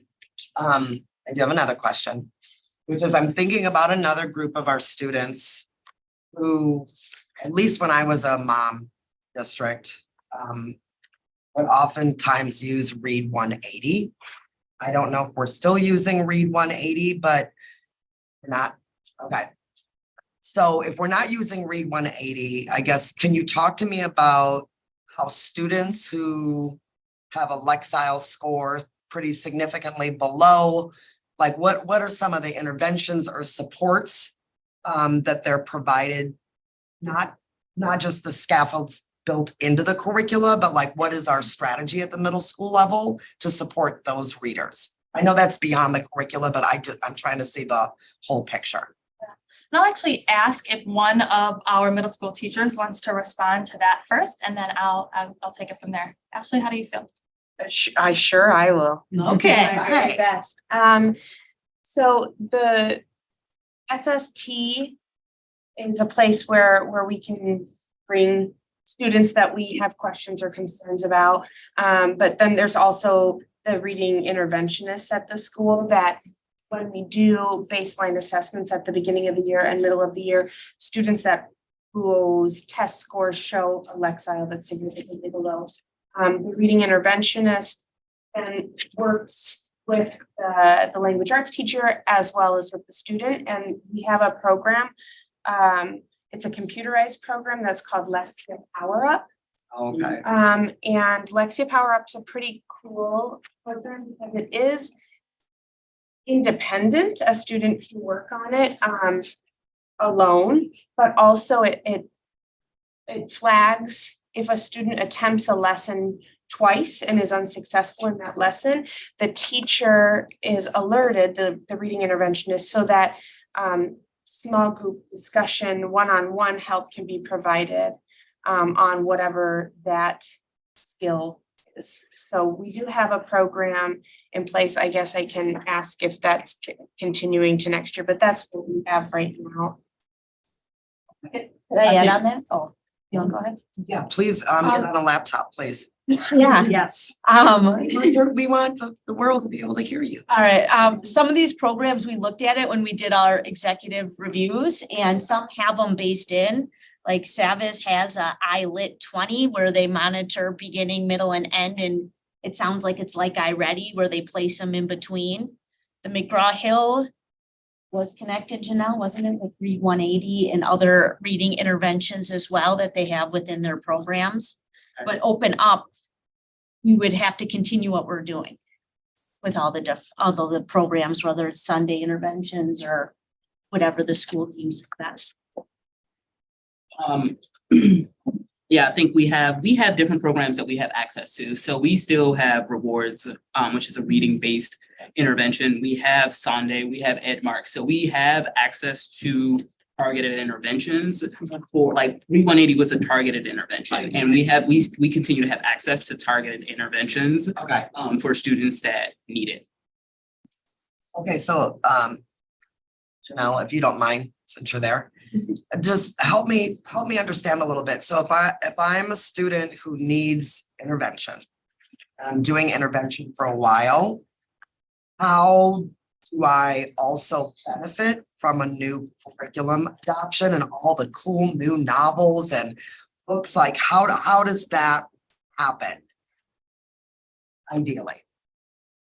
Our intervention and our curriculum should not, like, our intervention should continue to give access to our, so that Okay, I'm intervention becoming a should- stronger reader. You're becoming a stronger reader that allow you better access to whichever curriculum we adopt. The intervention should allow that access. So if you are going through that MTSS at a school level, and you need that research-based intervention and those targeted interventions, the hope would be after 6 weeks, we can see whether that growth is made, or you need a more structured intervention, or if you need a more targeted intervention. That those interventions should allow greater access to the core curriculum. You wouldn't want to take away the core curriculum from a student, because it's not the rigor that you're looking for. So they still need access to core alongside an intervention if that's necessary. Yes, that's perfect. That's the answer I wanted to hear. Thank you. Thank you. I don't know, did Ms. Green have something to add? You got your answer, you're good. Okay, no, I think where I was going in my head, but I wasn't sure if I was thinking about this the same way. I'll just go back to one of my sons who I remember needed targeted reading intervention. And I felt like he was accessing Read 180 like the entire year. It wasn't 6 weeks. So I could be wrong, like maybe I had it blurred, but it felt like it was like a really long time. And then of course, because he was in middle school, Then he started like internalizing a thought about himself as a learner and a reader. And then it felt like the access to the curriculum, it really wasn't there because he was seen as like a kid that didn't read well. Do you know what I mean? And he was, so I don't know. I was just trying, it's a separate question than what we're talking about tonight, but I guess in many ways, I worry when you look at our data that we have so many kids we have just so many kids, right, that are at that lower level of proficiency that you can have an amazing curriculum and they still may not access it. And that's not an answer for you all necessarily on a board decision to purchase, but do you know what I mean?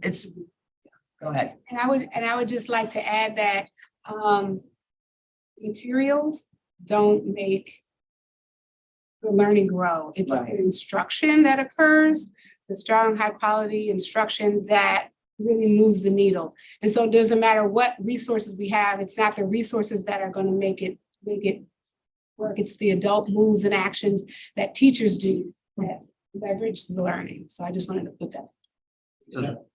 Just want to say to you, Board Member Nichols. Yes. It does too correlate. Everything you just said, this is what it's about. But that magic happens between when we say high quality instruction, it's high quality expectations. We look just like at Janelle, and if she expound on that, that's it. And I'm unapologetically gonna say, Mark, I just really met her. When you hear her talk about students receiving intervention, what they need for core, just met her. And I'm like, oh my goodness. I'm gonna say you have to retain teachers just like that. Who get it all the way. A lot of our teachers do. But I'm just telling you the way she can articulate it, and I'm gonna put her on the spot. What she just said, how would you respond to that? What we need to do in terms of as a teacher? I think she was going first. Let's go, Jeter. No, I think like just to answer the first part of your question, that idea of whether that intervention is 6 weeks or longer, it's this idea that we have to continue, regardless of what they need, we have to continue to provide that, we have to provide the interventions with fidelity. And that's step one. And that goes back to that idea of if we're not giving educators the tool like to learn and get that high quality education, get that high quality instruction out there, does not matter what programs they're in, does not matter what interventions that we have. And now that's time, that's learning about what resources we have, how many people know that we have access to reports, how many people know that we have access to number worlds, those pieces of intervention that we do have access to, how many people know that they exist, all of these pieces, if we can, what happens now is that we have this expectation that if a student is not a reader, they can't access our core instruction. And that what continues to happen is that we don't have that high quality expectation. We don't have the high expectations of our scholars that they can perform despite it. Those scaffolds that we need to put in place, it's how many, when we go across classrooms, are we seeing those scaffolds put in place? Are we seeing those pieces of instruction that need to happen for scholars to make gains in reading? Are we seeing it happen, or are we seeing them sit in an intervention for a year and not making growth and then get access for instruction? We still have to provide core instruction because the core instruction is what allows our students to continue to make the progress that their peers are making. Otherwise, we continue to see the data that we see. Yes. Thank you for that. Dr. Jenkins is about to burst over there. Thank you for bringing it back to instruction though. Because it's related to the curricula clearly. If you have an engaging curricula that students feel represents them and has interesting topics and all that stuff, that's an important part of it. But as you said, it doesn't replace high quality, just solid teaching. So my last question is related to some of what you presented tonight. I heard quite a bit of comments about the importance of teachers being able to co-plan, teachers being able to collaborate, and how important the professional learning is. Which leads me to this question, which is, as we are getting ready to adopt a curricula, how are we in communication with our teachers union about what the lift might look like, what might be needed, and how do we build time into our calendar or compromise on where the time is gonna come from. Like, all of that feels really critical based on what you shared. Okay, you need to get on the laptop. I'm on it. MTI has been meeting monthly, pretty much with the CNI, and I know with Cindy and Kaylee and that we've brought up different how to implement things coming up, and that we are working together to see, and also with Jorge and Michelle on what professional development in the future and the schedule and everything will look like. So. Okay, and so that will come back through like the calendar, maybe, or I can't remember. So I'm just gonna chime in here. So trying to. So Andrea said, yes, we have been committed to co-constructing the implementation plan and the professional learning. So we're thinking about when that will happen during welcome back days and what that PD calendar will look like. It's a subset of the calendar committee, but we have created work groups, I guess, beyond that to focus on that. It was a slide in there too, in terms of really thinking about that implementation, but we meet on a regular basis so that we ensure that it's going to happen, and leveraging PD days and welcome back is going to be as a starting point. Great, thank you. Chair Castro, that concludes all of my questions. Thank you. Thank you, Board Member Gomez Schmidt. Yeah, one of my questions sort of builds on this and how this looks different at the middle school level versus the elementary level. At the elementary K-5 level, we have every single one of our classroom teachers teaching English language arts, right? This is going to be much more, if I understand the way it works at middle school, much more directed towards those teachers who teach that specific subject, because that's how middle school is experienced. Andrea's kind of, I feel like you want to. Everybody's learning letters in the science of reading. Okay, so this is potentially, this curriculum will be used across subjects, or it's, I think it'll still be expected, like taught within the English language arts classrooms. Is that correct?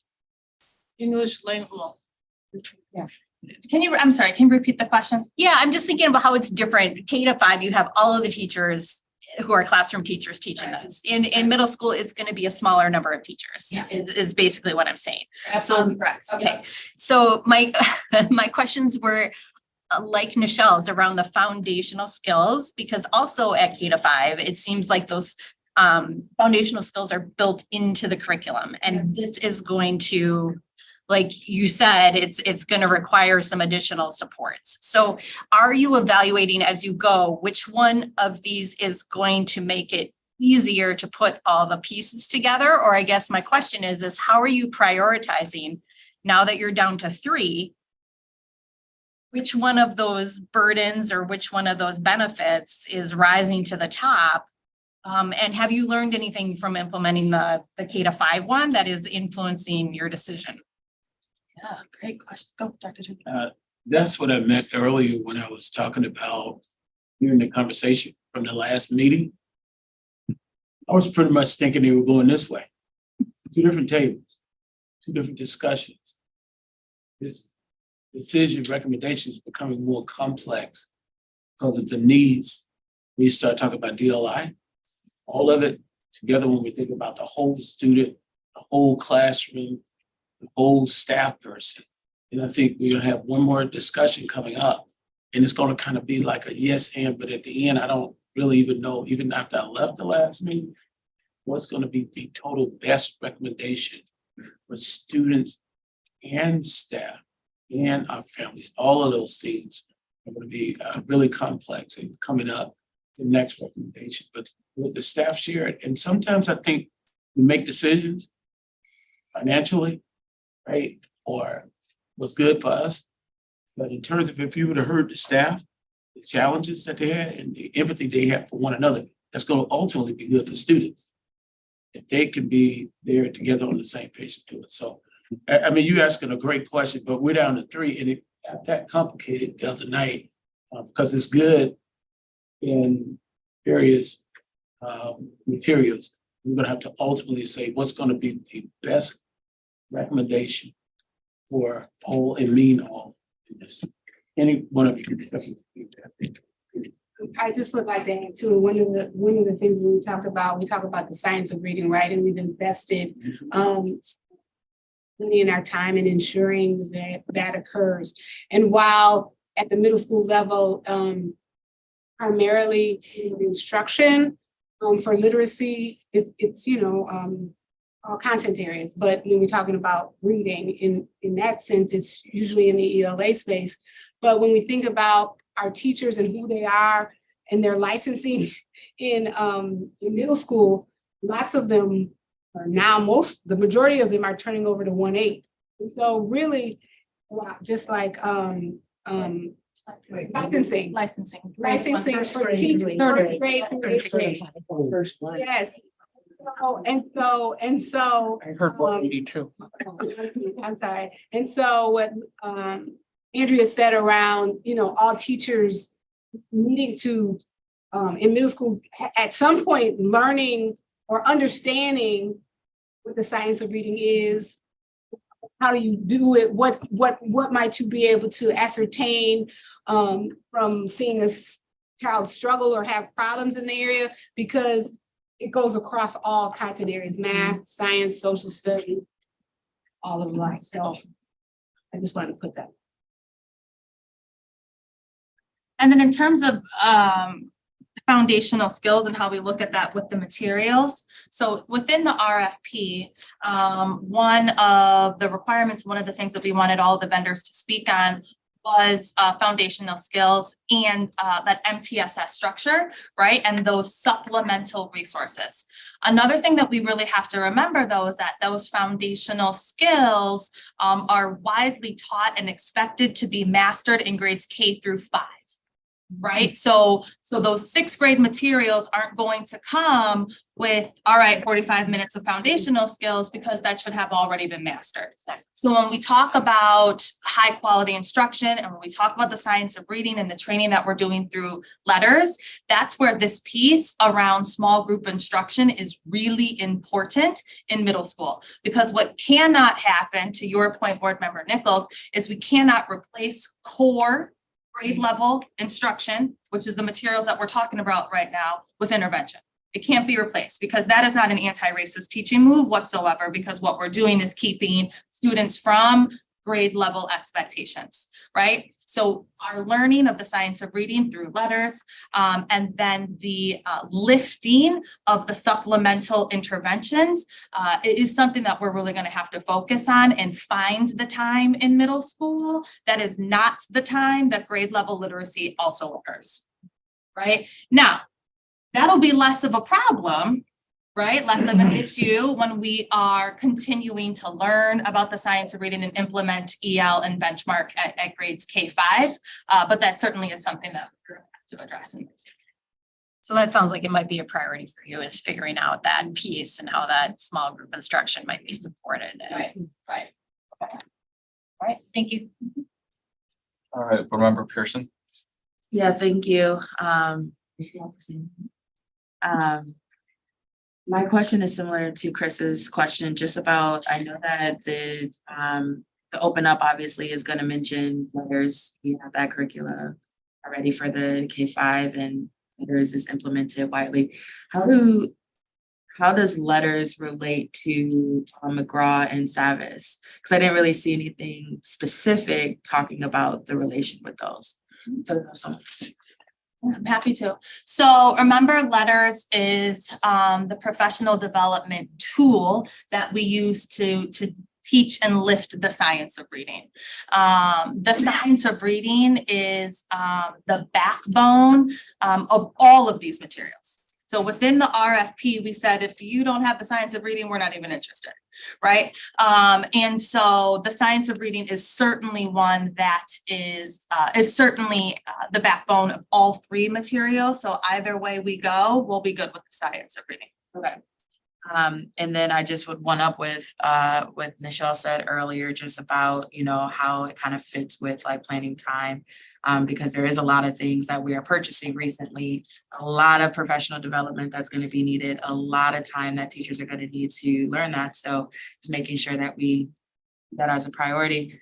And then I guess my question or comments, so I haven't figured out how I want to formulate it, but basically moving from the curricula and having the connection for K through 5 and connecting to whatever we choose for middle school and then high school, like what are the connectors between, so it's more of a smoother transition when it comes to the literacy pieces. Yeah. I'm actually going to ask Andrea to respond to this. You've been talking quite a bit about the transition between 5th and 6th. So why don't you start? All right, I guess. Please learn. Something in elementary school is, right now, when they're learning their process of writing, they're doing the same system and structure throughout it. So each year you don't have to spend the time relearning the structure on how they would like you to write and the structure of the writing format. So as you have that same curriculum to go on, you are spending less time on teaching structures and more times on teaching your content and curriculum using.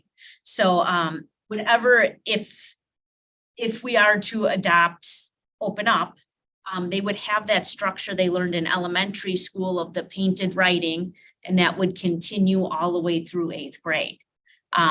If we do a different curriculum, they would have their different structure. But it's also important that these structures we're using throughout social studies, science, math, that it's all the same structure that we're reusing it for all our content levels. So Andrea really spoke to, right, the process the process and the protocols by which we use to instruct, right? And keeping those as consistent as possible. But then the other thing that makes sure that the rigor is forever climbing is the standards, right? And ensuring, of course, that in 2nd grade, I'm teaching 2nd grade standards, and 4th, I'm teaching 4th, and in 9th, and so on and so forth, right? With any of these materials, those standards will be appropriate and will continue to be an upward trajectory. I appreciate that. And I appreciate you speaking earlier and how explaining just about ensure that the rigor is there. Because I think a lot of times, especially with our children, we look at our reading first now, and that making sure that we're still connected to the actual core curriculum and ensuring that they have access to that. And I thank you for that, because I think that's a big salient point. And then my last question is just, how much does all this cost? More on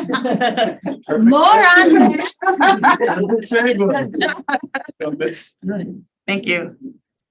So, thank you, Board Member Pearson. I'm gonna chime in here. I can't tell you the exact amount because we haven't made a recommendation to the board yet, but I'm gonna remind everybody that we put this money on our ESSER plan and we wanted to leverage those one-time dollars in order to make this purchase. And if I remember correctly, we either held $3 million or $5 million in order to make this purchase with those one-time funds. Perfect. Thank you for answering that. All right, Board Member Simpkin. When I'm thinking about the choices that you have in front of you, I'm also thinking about the conversation we just had around diversity, equity, and inclusion. And so I noticed that for 2 out of the 3, you are highlighting the author's diversity. And one is that's not mentioned in there. What I'm wondering is, did you take the time to really evaluate the content that we'll be putting in front of our students? That, you know, in my mind, I think of middle school as the time when you're very strongly developing the sense of social identity, and that it's so important for people to be represented in every way. And so I guess I'm wondering, is there an analysis around the content that we'd be putting in front of our students? Great question. I'll ask Janelle. Yeah, I think that, I think we spent a lot of time looking at, do we see ourselves in the reading? Kaylee started our conversation looking at the authors and asked can we see her brother in in these pictures? Can we see the conversation? Can we see us in the conversation? And that's why we highlighted in those executive summaries the authors. That's why we saw, like, we purposely looked at who was writing, how old or how new it was, and who was there. We made sure we saw female writers. We made sure we saw African American. We saw Latino writers. We wanted to ensure that the different pieces of every component, all 5 vendors, that we saw those pieces within and pulled it out and highlighted the ones that we saw a plethora of different options for. So we definitely spent time looking to see who those authors were and who, like, could our students see themselves in some of the writing, and not just from the 1960s. Like, we wanted to make sure that we saw things from that we saw more relevant all right. More relevant. That was beautiful. They have a love relationship throughout the entire process. Ashley, thanks from the Belliter I Society. will add that in our initial conversations with Savas, so their proposal that they gave us it wasn't a biliterate curriculum. It was an English curriculum and then some stuff in Spanish. So we're working closely with them, and they're very open, as Kaylee mentioned, to creating a biliteracy curriculum. That being said, we did mention to them in our conversations that any of the readings that are in Spanish in the curriculum that we create with them, any of the readings that are in Spanish, we would ask that they are written originally in Spanish, not just in this was the story in the book in English and we're just translating it. That there are not only that there's a wide variety from Chicano to Afro-Latino to many voices, that the Latino voice is very diverse. And so we are made those desires clear to them. Okay. Yeah. The other thing I want to just lift up is I haven't heard any mention of LGBTQ plus content, and that's so important at this age. And so I'm seeing a lot of nodding. Is that included in all 3 of these options, in 2 that were pulled out? Like, will we get that information that you? Yeah, so first, I want to apologize to our Zoomie, Nicolette. I'm doing a terrible job of remembering that you were there. So please remind me and feel free to come off as you please too. Yeah, so we can absolutely include that information in the final recommendation. But all 3 of the materials responded and had representation for LGBTQIA plus community. And in our groups, we looked at it through an intersectional lens for representation in our discussions too. I appreciate that. And since I don't know who was around your table, I just want to make sure that wasn't left out. So thank you. Board Member Muldrow. Thank you all so much for joining us this evening. I particularly want to thank the educators who are with us tonight, who are doing this work in the classroom. I want to acknowledge that I think the materials and the instruction have to work together concretely. And I also want to acknowledge that no matter what material you invest in, a material has its limitations, right? And so similar to the question I asked around our elementary school literacy, how are we incorporating our public libraries? How are we incorporating independent choice, and particularly at the middle school age, when kids are deeply vested in their independence and their own identities? How are we broadening where kids can access literacy and learning? you'll hear about this a little later tonight also. But one thing that we are doing is improving and increasing classroom libraries. And one of the ways we're doing that is providing an opportunity for our students to actually be the ones in terms of which books they want to purchase. So it's funding that we have that we'll talk about a little later tonight, but we're using that process. So that is for sure one way, because we know the materials that we are purchasing are going to have limitations, and we won't have a breadth of additional independent readers for our students. So we're really excited about increasing that. Some of our schools are using their title funds this year also to increase classroom libraries. More specifically, some are focused on our DLI classroom libraries because that has been areas that have not had as many. I think we provided an update before around how we are leveraging our partnerships and getting back into that space with our public libraries. I think that during COVID, we lost that both in terms of the opportunity for kids to get a library card, but also actually just to physically go to the library. So those partnerships are happening. The Bubbler is another place that is a partner with the library that we're using more at the high school level, but that's a couple. One of the things I'd be curious about in terms of kind of our middle school connection to the library is really how many of our middle school students have their public library card? How are we connecting students with that resource? I appreciate the expansion of our classroom libraries, but I do think there's something to be said for the availability of the public library. I grew up here in Madison. I'm a person who identifies as Black, and I identify as a member of the LGBTQ community. And I also grew up dyslexic. And I'll say, you know, in elementary school, the emphasis on reading as something that was an area of difficulty for me was something that became incredibly humiliating at the middle school and high school level. And the access point to reading for me really was the material. It really was the book. It wasn't until I was reading She's Come Undone at the age of like 13 that I started to realize people will write things that they don't say. And I think as a middle schooler, there's something, you know, in needing to talk about the things that the adults around you are not comfortable talking about with you, and books as a vehicle to do that.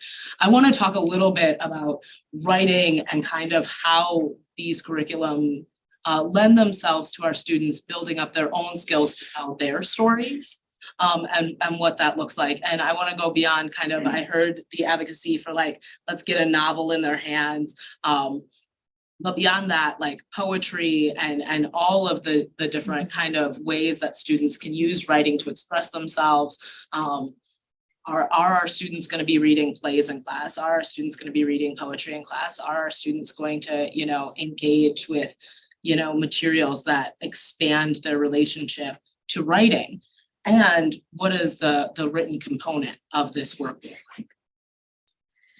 Yeah, so great question. I would first answer your question. Are our students going to have access to other types of literature, poetry, screenplays, what have you? Yes, absolutely. All three of the vendors have a wide range of genres included. So yes, we're going to be good anywhere we go on that. In terms of the vendors and their quality of writing, the type of writing, and then the process of writing, there's certainly one that comes to the top. The one that comes to the top would be EL in terms of the writing. We're seeing that already in our K-5 classes. Teachers and principals are like, whoa, I've never seen students write so much before. My fourth graders are writing multiple paragraphs. I did not, you know, it's really magical. Now, do the other two materials have writing? Absolutely, but it is not as strong of an emphasis. It's more like, write your response. Whereas with EL, it's write a story, write a poem, write a blah, blah, blah. Like, and our kids are really, our students at K-5 are taking on this identity of not only being readers, but also being writers, being poets. So that one definitely rises to the top of writing. Thank you. I think there's so much opportunity in giving our students the opportunity to create poetry, to create their own plays, to create their own stories. And I think at that middle school age, at that time of kind of self-discovery, there's a lot of opportunity and a lot of learning there. And so thank you for speaking to that. And I appreciate, you know, teasing out which of the materials is stronger in terms of allowing our students to have a generative relationship to literacy. The last thing I want to ask about is modification. I appreciate that Board Member Nichols and Board Member Vandermeulen have talked about this already, and I greatly appreciate the responses that they got. I want to acknowledge that we're not going to have a one-size-fit-all approach to anything, including modification. Modification is really specific to the student. But I think some of what Board Member Nichols, and please correct me if I'm wrong, was getting at is the need to emphasize the areas of strength a student has so that they have the confidence to try things that are challenging. Is that all right? Okay, thank you. I am curious about, you know, when we're modifying this because a student is struggling with reading, and I don't mean like a bad test score.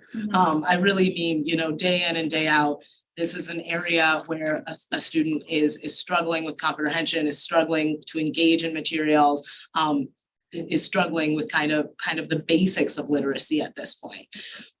What is the strength-based approach that will allow for a student to feel confident in this area and expand, you know, their skills, and how will you modify that and individualize that to each student using the materials that we're discussing this evening? Question. I'll first pause to see if Dr. Nancy Molfenter wants to respond to that, or anybody else in the room, and then I can wrap us up.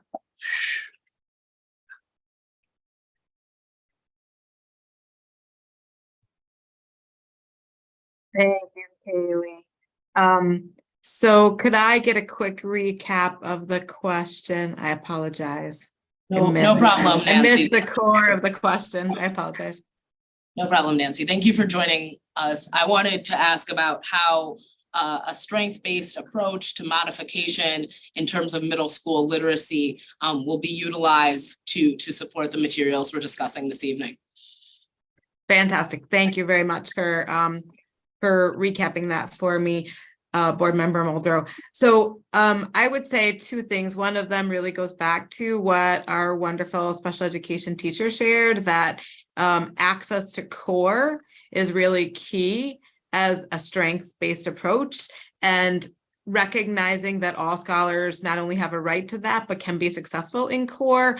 And then in connection, I would say that you heard about some of the interventions that we use at the middle school level. There are 5 reading interventions that are matched based on assessment data for that scholar. And so the goal is to choose the right intervention, to provide that intervention to build skills so that the access to core and success with core can be at a high level for every single scholar. So that's really what the strengths-based approach is about, is providing targeted intervention to the skills that the scholar needs to build, because it's not all the same in reading. That's what the science of reading tells us, and why that connection between our teachers studying the science of reading and then knowing what interventions to use and what types of instruction to provide to a scholar then allows them to have greatest success in their general education, language arts, and reading materials.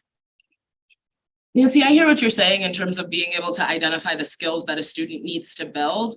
Is there a space where you acknowledge the skills that the student already has, the strengths that the student will have in order to be able to achieve those skills?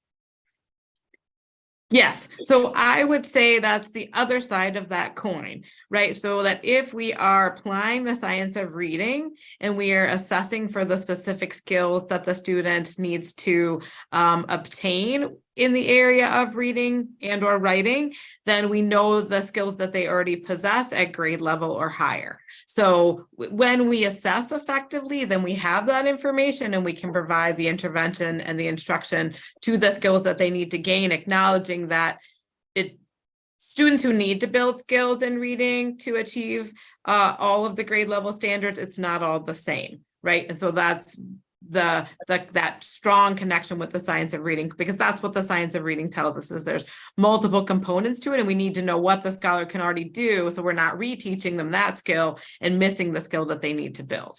Is that helpful? That is incredibly helpful, and I think where there's a little bit of a disconnect is I hear you saying, we'll actually know where this young person is strong. And part of what I'm asking is, will they know where they are strong? Will we tell them that? Because I think a lot of times it's hard as a young person to have somebody say, you're really behind in reading. And that might be all you hear. But if there is a lot of conversation about, hey, actually, these are all the skills you have that make us really confident that you can get where you need to go, where is that conversation fitting in?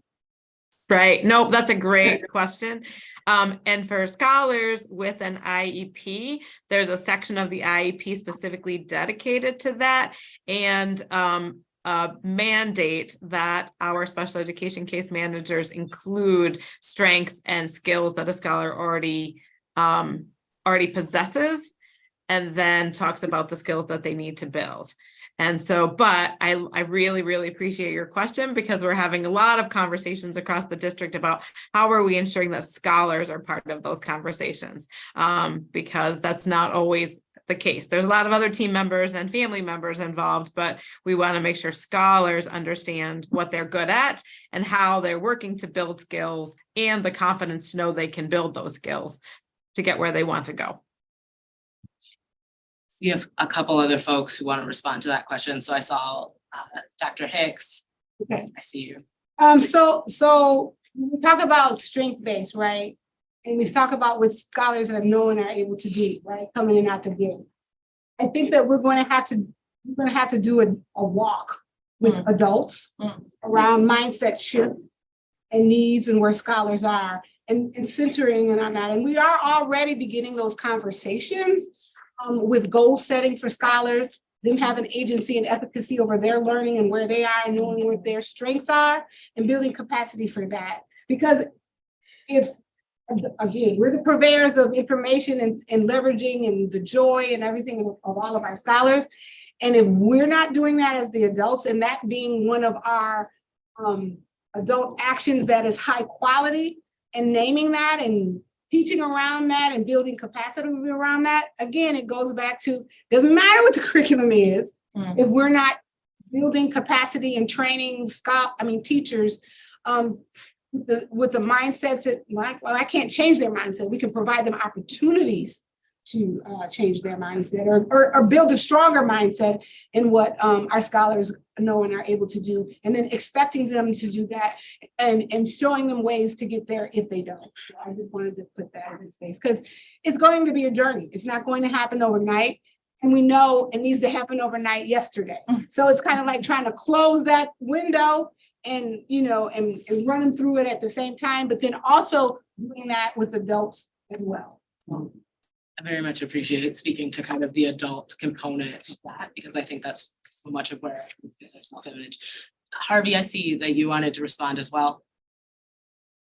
Yes, good afternoon, everyone.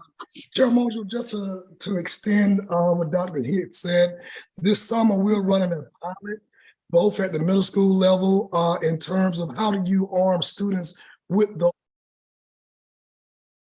We can't hear you. You can hear me? Now we can. I said, to speak to that point, can you hear me now? Yes. Yes.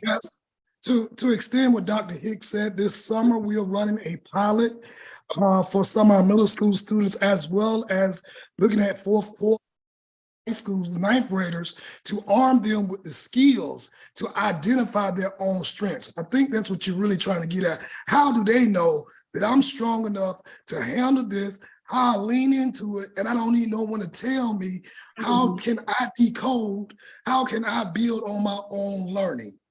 And so we're looking at having a pilot this summer for our middle school scholars, and we're looking at how starting a small group of students at East High School to really dig into that point that you raised. So it's on the horizon. Stay tuned. It is coming. I so greatly appreciate, and I very much appreciate the build of all three answers, because I do think I'm getting really useful information from all three of the people who have responded, and different information that allows for us to kind of think of this holistically in terms of the relationship between the educator and the student, but also in the relationship a student has to themselves, right? Because I think so much of what students combat in middle school is self-esteem. And if we don't acknowledge that portion of it, I think we're missing a very large opportunity to be effective in the classroom. So thank you all for speaking to that. That's Can I add one? my questions. Yes. I'm so sorry. I just wanted to, we just did it in class today, so I wanted to lift the awesome thing that the program that we have in MMSD for our middle schoolers is called Zello with an X. And the lesson that they've been working on the last couple of weeks is a series of quizzes and things that lets them know what kind of a learner as far as like multiple intelligences is concerned. And then it gives them kind of insight in how to attack an assignment or like approach studying if you're a visual learner, if you're an audio learner, if you are a hands-on learner. And so I really appreciated that activity in Zello, and I feel it connects with what you're saying because it's putting the student in the driver's seat of their own education. Thank you. I very much appreciate that. Good lessons, all of that, Dr. Dyslexia, who Mr. Harvey mentioned, is one of the things still through all of this. We have individuals go through adulthood. Dyslexia is not detected. So Dr. Dyslexia, Sean Robinson, Dr. Sean Robinson, will be working with these and those students that Mr. Harvey mentioned, as well as with staff. We have some staff signed up to take this course, Oshkosh. He's done work too at UW-Madison, Madison College, and he's like all over the country doing stuff and recognized by American University. Dyslexia is a big deal, so that everyone knows, empowering that students, they have strength. Everybody said, now how do we get them to that point and go to the next level? So thank you all for your responses. Board Member Vandermillen. Yes, I'm gonna do three themes. First one, I am going to be unapologetic. I want to see books written by disabled authors. I want to see disability mentioned. I would like to see someone other than Helen Keller mentioned in the elementary as the only individual with disabilities that is ever mentioned. Yes, I respect her work quite a bit, but there are others and we are ignoring quite a few of them that can definitely need to be mentioned. And that I will be unapologetic on because it's about time. And to agree with what Ali is saying, if you don't recognize yourself in the material, it's sure hard to be able to read it and to actually understand that it applies to you. As far as making sure our students see that they're good at things. Nancy, I want to challenge you a little. I want to go beyond the plot, the present level performance. I want to be able to actually actively say, not just to our IEP students, but to all our students, what they are good at. I went from an IEP system that I couldn't attend because it was the most negative thing known to man. And yes, the R word was still used back then. I don't think any child needs to hear everything wrong. I'm not saying you sugarcoat it. Please do not get me wrong. We need actual standards that tell where a child is at. We need to make sure that they have a chance to get a regular diploma or a special ed diploma, and then not one or the other, assume. But I want to do more than that. I want to focus on how our students know what they are doing is positive. And I don't just mean the sticker reward chart, I mean actual feedback. And I think that can happen. And the last thing that I really want to say on literacy and on this entire curriculum, I am very for the science reading. I am very for education and teaching everyone where they're at. But in my opinion, using any curriculum that is not fully accessible to our scholars is not okay and needs to be addressed. And those are the end of my comments. Thank you very much. I appreciate it.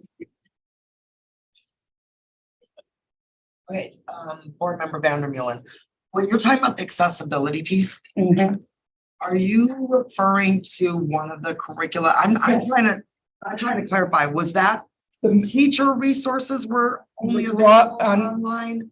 McGraw-Hill, any of the extra scaffolding, any of the blogs, any of those are only available online for the teachers and the students. No. No, I want to clarify that. I misunderstand that. The teacher Teacher scaffold. material was, many vendors have moved to a space where the teacher materials, if any of you have been a teacher and you remember teacher guides back in the past, are these kind of very big spiral bound, and they come by unit sometimes, right? So many vendors have moved to the teacher kind of guides, the teacher materials available online, and then you can print them as needed. One of the things we did for EL is we sent certain things to the print shop ourselves that teachers said they wanted to have across the board. So it was teacher facing materials. It was not student facing materials for the McGraw. I just wanted to clarify that. But one question, may I follow up on that?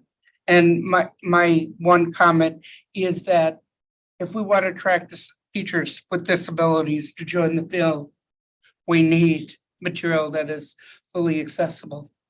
And I think it's going to be difficult, especially if you have a teacher who's blind, a teacher who has learning disabilities, a teacher who may not also have an internet connection that is the best, or the access to print absolutely everything. That's all going to be difficult, especially if it can't be translated. I just wanted to clarify. No, I really help. Yeah. That really helps and I appreciate it because it furthers my learning. Go ahead. So I just have one really quick, before you close out, clarification, just a little more information about. So with Savvis, you were saying like there's 6 through 8. The vendor doesn't have a full bilingual curriculum yet, and that we have the opportunity to work in collaboration with them to build that for our district. Okay, what does that look like as far as, are we building it together with them for them that they could then sell to other folks, or are we just building it just for our district? So, Mr. Minder, so, the contract of whatever that looks like is not in place yet, because we obviously have to take the recommendation to the board. That is one of the pieces that we will determine. The staff, both teaching staff as well as Dr. Bell's staff, will be part of the process and kind of guiding that. But the vendor would be the ones doing the heavy lifting. If there is anything that is created for our district that we pay for, then that would be part of our contract in terms of who has rights to that. But because we're just in the can you do this phase and what does that look like? And these are our recommendations, we're just confirming with them that they have the capacity to even make that happen. Okay, so then I guess my just follow up to that, just really quick, is just if this is the one that you guys go with, and I don't know if it is, if you can just make sure to have some of that information possible, just so that we kind of know if there are like savings or whatnot that we are getting for it, so. And you all will be the ones telling us that, because you get a vote. All right, thank you so much. I just have 2 comments to wrap us up. Number one, I just want to thank you all for your work. I understand that the textbook marketplace is imperfect and fraught, and so we are navigating that landscape together to try and comport and fit the values that we hold as a district, to be inclusive of everyone. And then my second comment is that the resource or the textbook, as Dr. Hicks alluded to, is not the pedagogy or the praxis. Yeah, it's in service to the pedagogy. And that's kind of the art and science of teaching, is modulating that resource to whatever group of students you have in front of you. So, thank you. Thank you. all of our teachers and people that have been part of this work. And even if you are not watching, it's been many more than just here. It's been amazing. So thank you to everyone and thank you for being here late. I know you guys. To the CNI department, administrators, all of this. Right. Our project manager, our director, and now. Maybe can we give them just a minute to swap out? Yeah. They just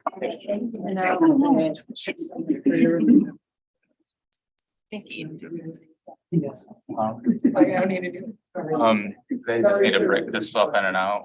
Absolutely. Excuse me. You know how. Thank you guys. I just wanted to make sure you saw my shirt tonight before you go into your closed session. Just You know. You want to include us. I mean, I understand. Yeah, you're welcome. No, Michelle, I could not say that.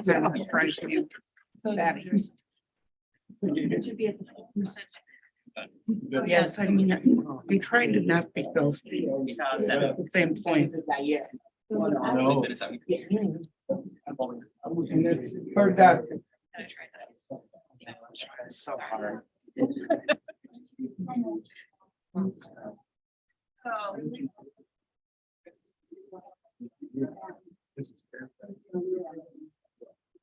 It's so smart of you to bring it. I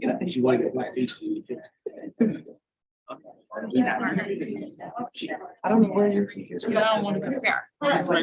Everybody's been using. Dr. Jackson was on it. Dr. Hicks was on it. You know. Yeah, right. That was on hers a little bit.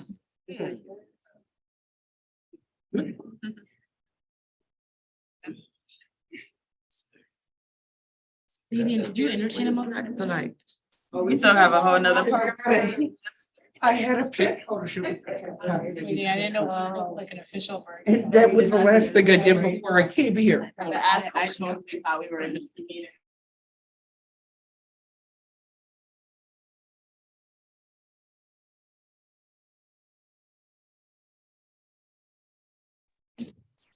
Our federal designation. Oh, yes. Let's go. All right. Moving on to topic 7.1, we will start with our every student or a act federal designation. Cindy and Tim. Thank you so much. So, thank you so much. So we, tonight, 2 down, 1 to go. We wanted to provide an update around our schools that are identified as ATSI and TSI. I'm going to introduce here's an of assessment. He's going to walk us through the first half of this and really talk about from the federal standpoint, and then I'll wrap us up for the next. Good evening, everyone. Thanks for your patience, and I'm looking forward to sharing this information with you. What I'd like to do is take you through a brief overview of what federal designations are, how we get there, and what data is used before we move into what are the supports and the next steps, the links to the school improvement process, and what are the expectations to exit that identification. So next slide, please.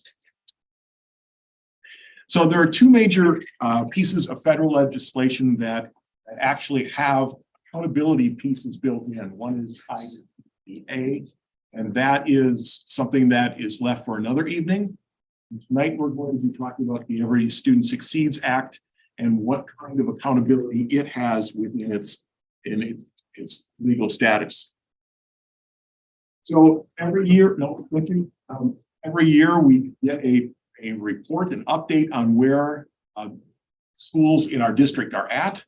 And there are 3 categories that the federal ESSA Act has listed schools in, and we'll go into detail, a little bit more detail about how these schools get there and why they get there. But I want to just point out that we have in the newest release of information, which is still preliminary, and it will be coming out later in March, We have 23 schools that are identified in the district as being targeted support and improvement. We'll talk about what that is in a moment. We have 16 schools that are identified as additional targeted support and improvement, or ATSI, and 0 schools that are comprehensive support and improvement, or CSI. So there are 3 categories that we're going to be talking about tonight. And it's important for you to understand that these accountability systems that we're talking about, because we often hear about the school report card from the state. And that and the federal system are actually using the same data. But how they look at it and how they present the results of that data is completely different. So we have 2 systems. The state uses a system that is a rating system. That rating system is, it's like going into a restaurant and saying, wow, that was a great meal. I'm going to give that a 5-star. Service is great, etc.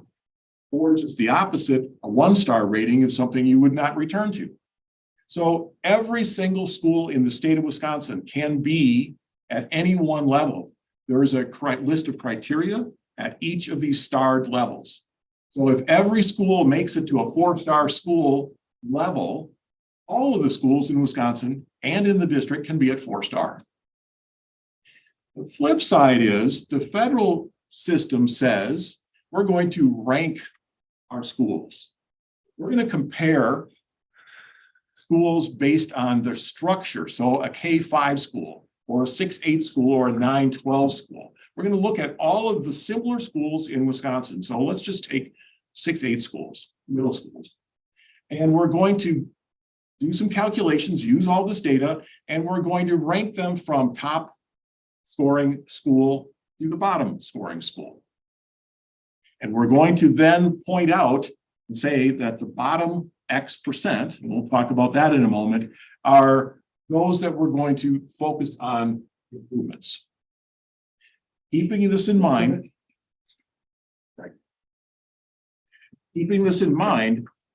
it's important to understand that there are differences between the 2 systems. Number one is the ability for the state tests to count or not count. So over the years, the State Department of Public Instruction has said, you know what? 95% of all your students should be testing. But we're not going to penalize you if you don't hit that. So if we have 80% of our students testing at a specific grade in a specific school, there's no penalty. That school can still be a 5-star school. However, the federal government says, no, hard line, 95% of every single student group, each and every group, must participate in the assessment, whether it's the forward test, the ACT, or the dynamic learning map test, alternate accountability. Those schools that do not hit 95%, the difference that would make up that 95% are given zeros. And we have experience with what happens when you get a 0 and start averaging those numbers together.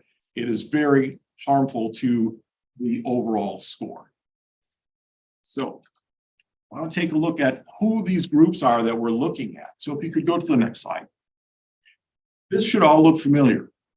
So what this federal system does is it takes a look at each and every single one of these categories, runs a series of calculations on it, and comes up with a number for each of the categories: the demographic, racial, ethnicity categories, and the service provision categories.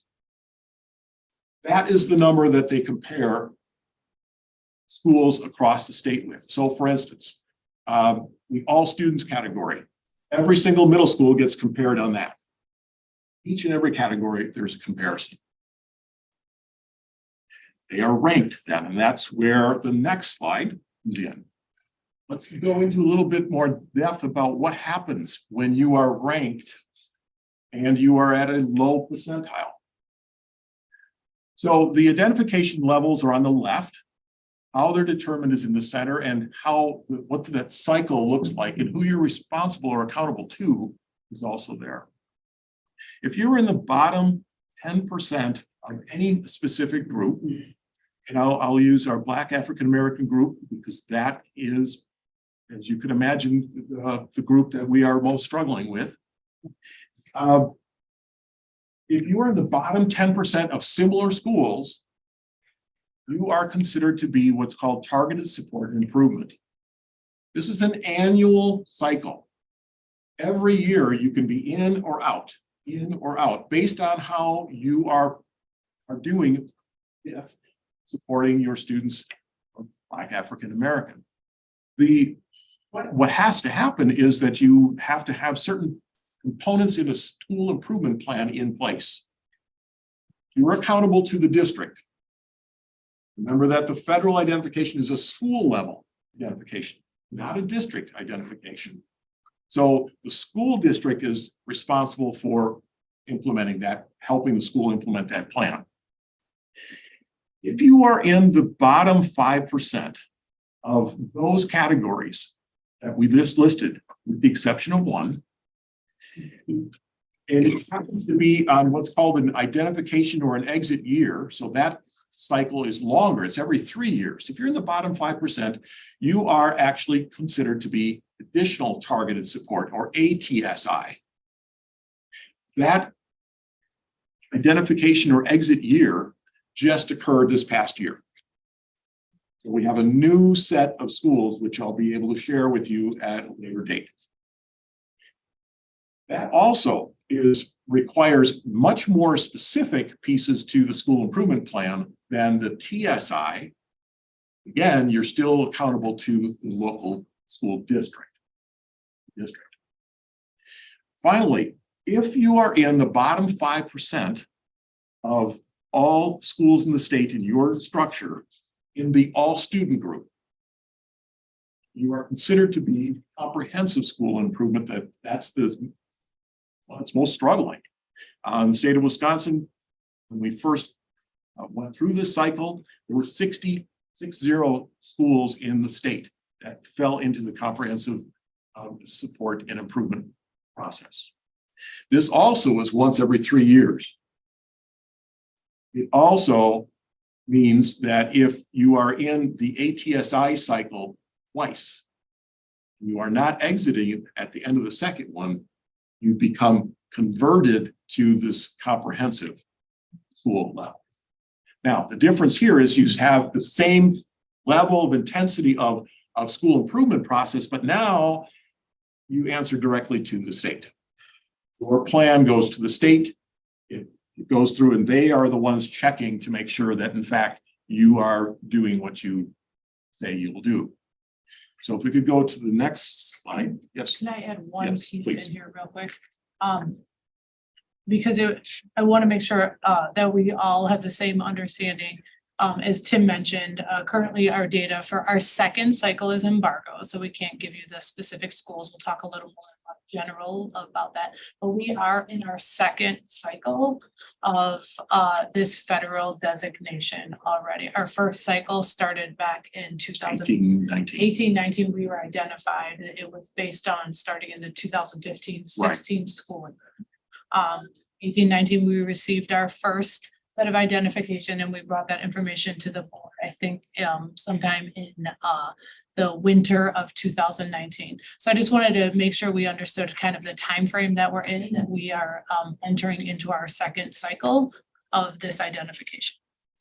And just to clarify, the data that's been used is, even though it went back to 2015, that's not when ESSA was in place. It was always a 3-year look back data. So the first year that this identification took place, even though it was No Child Left Behind still in 2015 and all the, it was a 3-year look back in data. Just one point. Federal government did not excuse us in the middle of a pandemic. The students had to assess. That's also counted for. Correct, there was no waivers. Yeah. We had a waiver in 2020, the first spring of the pandemic. And after that, we had no waivers. So the question that always comes up is, well, is this all about test scores? And the answer is no, it's not. So what data is being used by the federal calculations? What's used there is There are, for elementary and middle school, there are 5 areas that are covered, and those all weigh equally. So the students' test scores do matter. English language arts and mathematics test results. Again, from forward exam, from the ACT, and from the dynamic learning maps. So the alternate assessment. Student growth over time. So looking back in both ELA and mathematics. For elementary and middle school, chronic absenteeism is a equal weight to test scores. Which is 90, you have to, if you're absent more than 10% of the time, you're absent more than 18 days in a school year, that's approximately 2 days a month. You're considered to be chronically absent.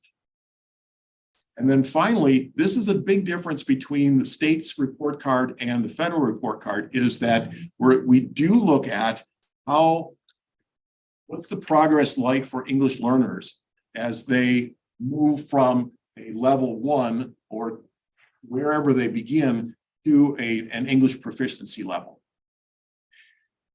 All of that is included in the high schools, plus the 4-year and 7-year graduation rate. So each of those student categories times these 5 or 6 different data points is how many opportunities. So every school is looking at all of these in each and every one of those student categories. So how does a school move away from this? So for those schools that are identified as TSI, which is the bottom 10%, that's an annual exit or identification process. Those schools that we have that are an ATSI, or the bottom 5% in some of those categories, they have, again, 3 years, and here is the cycle for this current identification group, this cohort. So we're in year number 1 right now. Test scores this year make a difference because you have to show improvement over each and every one of these years. Year 2, 23, 24, year 3 is 24, 25, and you will be notified. The last data that's collected is the spring of 2025. You'll be notified the following December. It takes that long to work through the data. There are 3 areas that are required in order for you to exit. These are ands, not ors. So the first, you have to have your identified student group show signs of achievement. In other words, they have to score better than they did in the year that they were identified. You know, it's a different cohort of students who are looking at how our middle school students as a group performing each and every one of those years. And are they showing growth over time? So we're looking at our 8th graders growing in their proficiency levels. Okay? And finally, this one is more about adult practices. And this ties into many of the things that we were in conversation tonight, are the long-term sustainable changes that we put in place, are they being implemented? You have to show evidence to the state that you are actually doing these kinds of things. You're not saying that we're involving our community and they just show up for family math night. Are they involved in planning? Are they involved in the implementation? Are they involved in each and every step of the way? So this is where the annual reporting takes place to the State Department of Public Instruction. Okay. Next slide, please. What are we doing? So I'm just gonna take these next few slides, and I know this is a lot of information.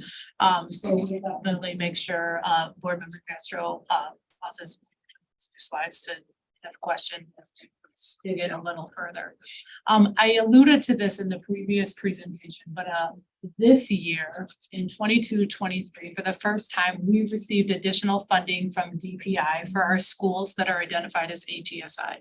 So their first cohort of students. for the first cohort of students, just so everyone is aware, we had 9 schools that were identified as ATSI. We have 4 elementary schools and 5 middle schools. The state gave us funding and they had specific categories that you could use that funding for. One of those categories was for consulting or professional development. So you might remember just last week, we had 2 consents that came forth to really focus on leadership, coaching, and data-driven routines. That was for our ATSI schools at both elementary and middle. And we focused on EL at elementary to be consistent with our literacy adoption. And then the previous work that we had done with ANET as the organization to support. Those funds came from this DPI grant. We did braid in some funds from ESSER. In addition to that, the state or the DPI gave us funding for culturally relevant materials. And for each school that is identified as ATSI, and for those student groups, they gave us $125 per student. And that is where I referenced that we are trying to build up our independent classroom libraries and really leverage our students to make decisions about what those books are that they want in the classroom. That amount varied by school, again, based on because it was for each student that was identified in that particular group. It is important to note that as of right now, there is no more funding from the DPI for ATSI schools moving forward. Now that can change, but this was a one-time kind of source that they provided for the previous round of schools. So I just think that's important to know as we're in our budget cycle. I'm gonna talk, thank you. I'm thinking I'm driving in here. Thank you, Jesse. I'm gonna talk a little bit about what we have in terms of our draft planning as we're thinking about these targeted supports going into next year, and also what we are doing for the remainder of this year, knowing that we are in our first year of this next cycle, and that we do have 16 schools that have been identified as ATSI in this second round. We are aligning our leadership and our coordination. We are taking advantage of the partnership with CESA 2. So CESA 2, as you know, is an organization that has supports connected to DPI. And one of the main areas that they are focusing on is helping school districts kind of create their plans for these federal designations, and most specifically in the area of ATSI. They are helping us think about the redesign of our school improvement plan to make sure that school improvement plan meets the expectations of the DPI in terms of their requirements for this continuous improvement. We feel like that is essential and important.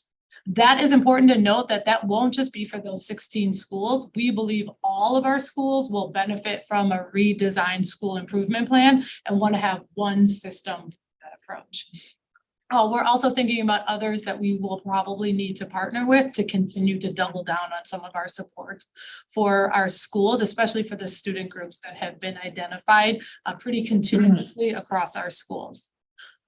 We are also continuing with our unapologetic focus on the science of reading, because the area of reading is one of the main criteria in terms of designation. We believe it is critically important to continue our not just focus on the science of reading, but our training for our adults, as well as you heard earlier tonight, that we are ensuring our materials we purchase are aligned to the science of reading.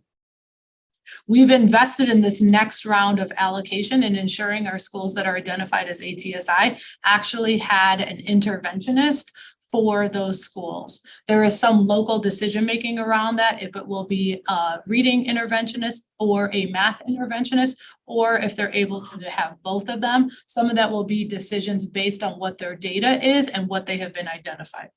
Yes, I just want to pause this for a minute, because as we're doing workbooks and we're staffing, I want you to understand what you just said. Locally, some of it we're pushing in, but a great majority of it, they're making a decision based upon where they are at their identification. So all of this is the plan coming together, and we will be under 16 schools, all schools, so just level focus, but we are taking an equity strategy in terms of addressing one we need to those schools who are most in need. So I want to just lift that centerpiece. Thank you. We are working with the schools to really think about their instructional design. That is critically important in terms of how you're developing your staffing. How are you determining when students receive these services? All of that was really a conversation that we just had at middle school. That is part of what we are ensuring we are putting forth for these schools that are identified as ATSI. We really want to get into the reestablish routines around data and continuous improvement, not just with the school improvement plan, but what does that look like on a daily basis? What does that look like in your teacher planning? What does that look like in terms of what data are you looking at on a regular basis to ensure that we are on track to make improvements before the end of year assessments actually happen? The coaching work that I mentioned before, ensuring that we're building off of that the two vendors that we just put forth will establish that at our schools. And then the ICS work, that is equity work that is happening across all of our schools, but will be critically important to these 16 schools as we continue that work. The last few things I'll name is we have been thinking deeply, especially I'll speak specifically on the teaching and learning side of the house, how to reorganize our teams and departments to be more intentional about who we're supporting and what. What does it look like to support schools that are identified as ATSI? How much time are you spending in those schools? What supports might they need? So we're going to have to redistribute how we think about our roles in a central office, specifically teaching and learning, and who we support and when. That is going to be a shift, but a shift that is essential, but it is going to be a shift from how we currently operate. One of the things that I think is important, I'm going to name this twice. Tomorrow is our high school ACT day. So everyone listening, make sure your student gets to school on time and eats a good breakfast. The reason I say that is because Tim mentioned assessment participation is part of this designation. If you do not have a certain percentage of your students participating in these required assessments, we are dinged for that. And we know that there has been areas where there's an opt-out culture. That opt-out culture impacts this. So we are working and have been for the last kind of month and a half across our community and with our schools around what I would call an assessment campaign. One, building awareness about why these assessments are important. What is important about these assessments? What do they do not just for student learning, but what do they do for our schools in general? And so we have really been working on that. We've been pushing it out through social media. We're trying to work with a lot of our community partners to have these resources in there. But our high schools tomorrow, that assessment is so important. It is the ACT, which is one of the required assessments. Our forward exam and our dynamic learning maps happens later after spring break. The last, oh, go ahead. Yeah, just one thing on the ACT, being that we've mentioned it, I want to say it to all of our parents. The test is not more important than the child. There are some serious considerations, the anxiety, and the social emotional well-being of all of our children. So make sure to get to bed tonight, get some rest, but also talk to them. Please talk to them, let them know, hey, just do their best. However that goes, okay? But the best is not more important, but we want you there. But at the same time, we can have those last minute conversations with our children, let them know this is not more important than the kid. So you know who I'm talking to if you're out there, okay? So thank you so much. Yeah, thank you. And then just the last support that we are really thinking deeply about is our village builders. We've already seen in a short amount of time the impact our village builders have had at the schools that they are currently assigned to. And we want to think about what that looks like at these 16 ATSI schools as potential. That is kind of our draft thinking right now. I intentionally put draft on here because we want to continue to work with CESA 2. We want to continue to work with our schools to make sure we're hearing what they believe their needs are to kind of create our finalized plan. But because Tim mentioned we are already in year one, we're kind of doing some initial supports right now while also thinking about what this might look like for next year. Next slide, please, Jesse. All right, I'm gonna turn it back over to Board Member Castro. All right, Board Member Vandermeer and then Board Member Muldrow. My question, several questions, but my main one is this. I understand the 90% attendance rate, that is for the school year, correct? Yes. Not summer school? Correct. Is there a reason that we decided to use the 90% for this to determine who gets summer school? So one, the 90% that we're referring to for the federal designation is not set by us. In terms of summer school, we have made a shift in terms of how we are identifying students for summer school. There is no criteria any longer. We have decided that that was a barrier and we are not having that be part of that. We are having student academic data that is required per our policy to help identify those students.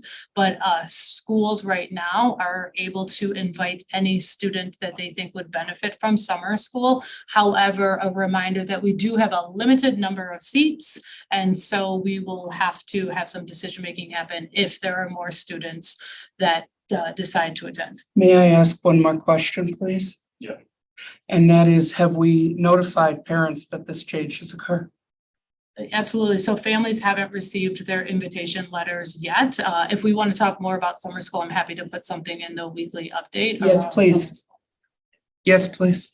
And my other things, one,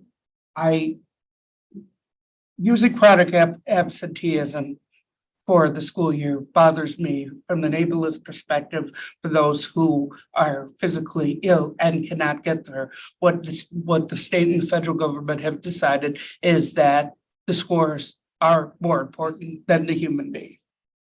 As Dr. Jenkins put it beautifully, they are more important than the child. These tests were created by a eugenics movement. They do harm the disabled. They do harm Black and brown children.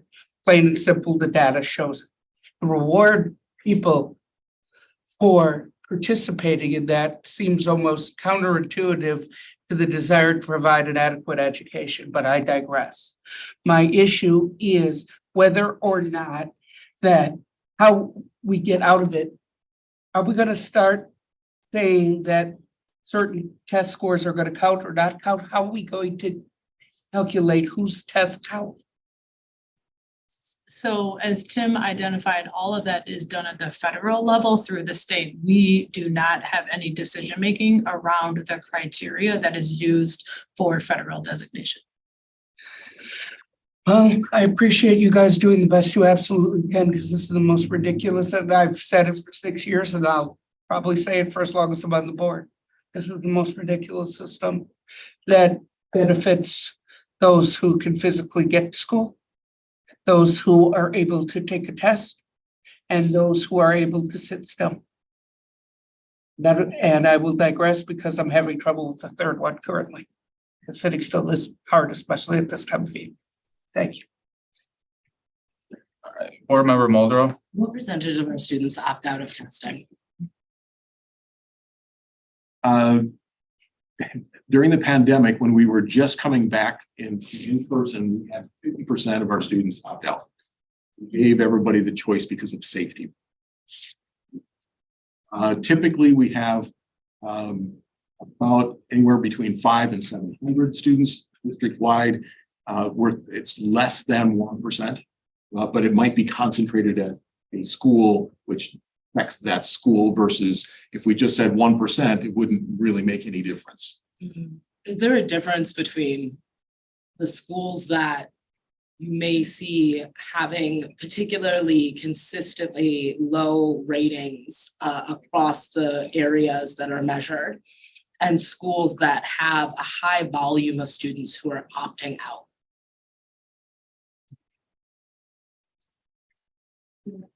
Well, I'll start. And I've looked at that to see if, in fact, well, again, schools that have high opt-outs have lower scores, and that is not necessarily the case. In fact, some of our schools that are at are identified as ATSI have 100% test participation. And some of our schools that have 25%. their students not taking the test are still performing better correct. than schools that have 100% participation. That is correct. I do think that that's a really important thing. I think there could be the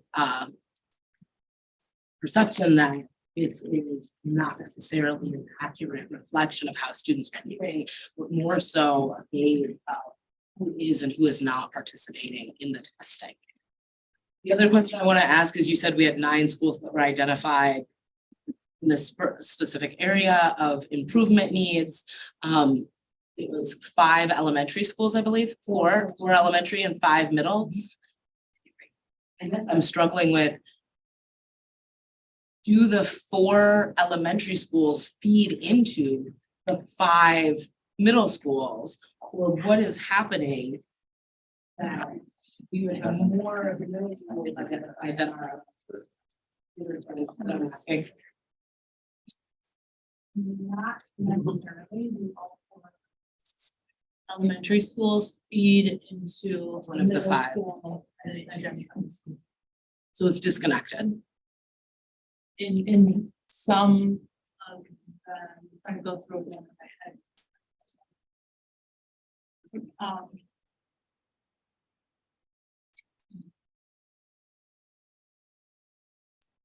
Because there are multiple elementaries that feed into the middle school. There are, given those 4 elementaries, it's not like 3 of them feed into one school. So it would be, at the most, there would be 1 elementary that feeds into Each of the 5. into the right. And then you would have a middle school where all of the kids who are coming to that middle school are coming from an elementary school that isn't definitely at the same space. So I guess I'm curious. And when you get to the middle school, why we have more middle schools than elementary schools, and how the feeder pattern of the middle school is. Because at some point, like in middle school, you're thinking, well, we're not just getting these kids, we're building on what happened in elementary. So Some of the middle Explain that. schools that are currently identified, and none of those elementary schools. But now the second round, you know, that these schools will be in the first round. Elementary schools were identified as HSI. okay, that's it for my questions. Thank you. Board Member Nichols? Okay.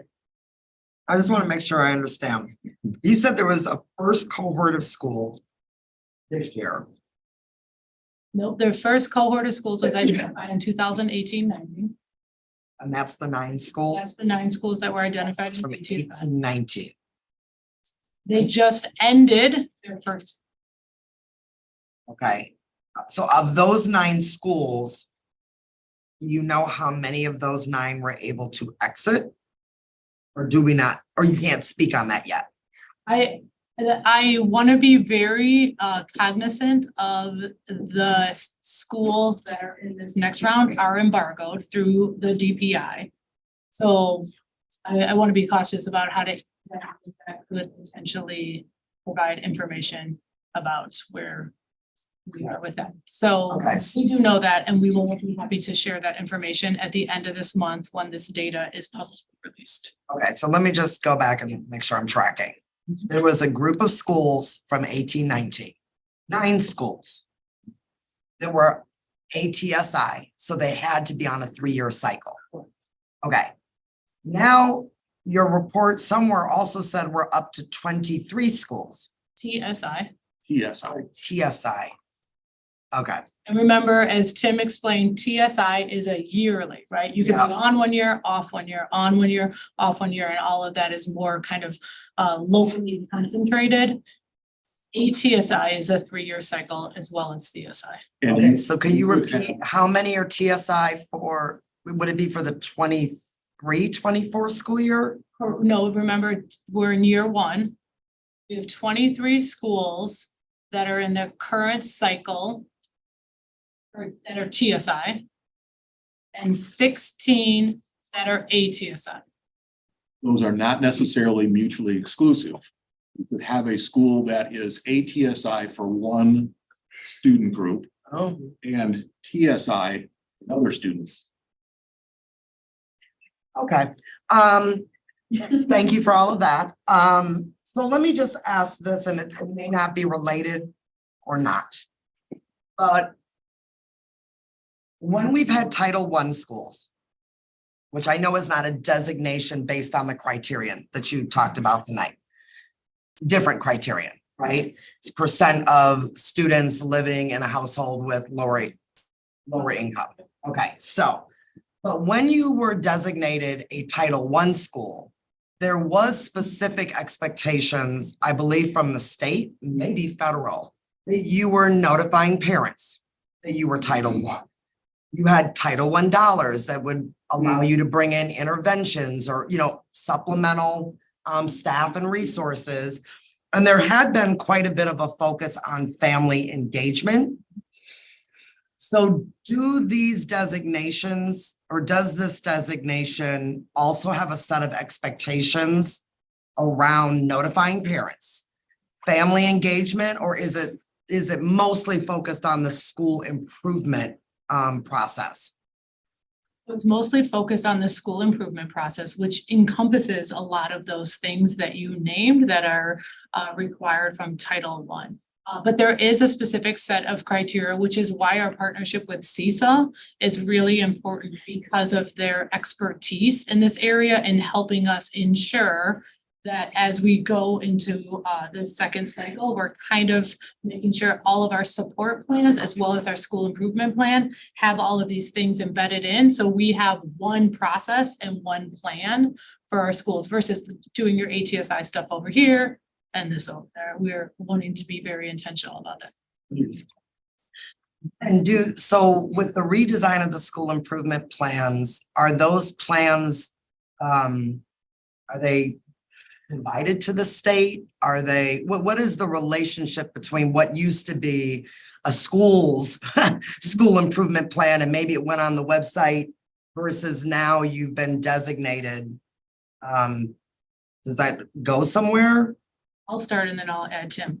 There is a set of required documentation that you have to ensure that you keep over this cycle. That documentation may be components of your SIP. That documentation, as Tim indicated, are kind of some of these adult practices as well. But there is some requirements, which is why we're trying to bake as much of it into our school improvement plan as possible. So it kind of is a one-stop shop. Tim, I don't know if you want to add it. Right, and so what we find, or what we see, is that those three components that are requirements, the ands. Yeah. The first two are student achievement and growth over time. So the state is looking at it and saying, well, if you don't make it on either one of those two, you're not making it on the third. So we have to be ready, making the assumption that we're going to be making it on those first two, so that we have all the information to share when the state comes and says, what'd you do? And I would hate to have it, work and get achievement higher and then not get it because we didn't keep good records of adult behaviors. I don't want that to stand in the way of exiting. Wow. Okay. You also shared that the ATSI schools all have an interventionist For next year, for next year. it was put into their workbook. So And that- so was that like locked down in a way that like a school could not change you cannot. interventionist? Okay, so it would be like a required position. Okay. How to have it as a literacy or math, or literacy and math, was some of the local decision-making based on data and based on their instructional. But to convert it out was. Can I ask one final question to Dr. Jenkins?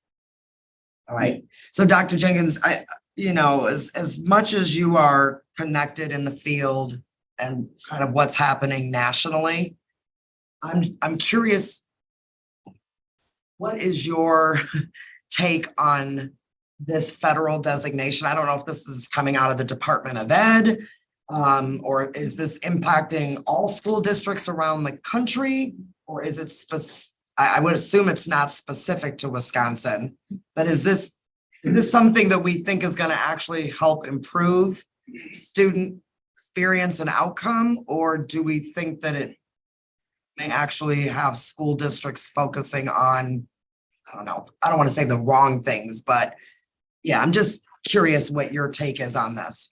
It's some real mixed conversations around what we left from No Child Left Behind, coming to ESSER, as you see it, in terms of this whole emphasis on just assessments.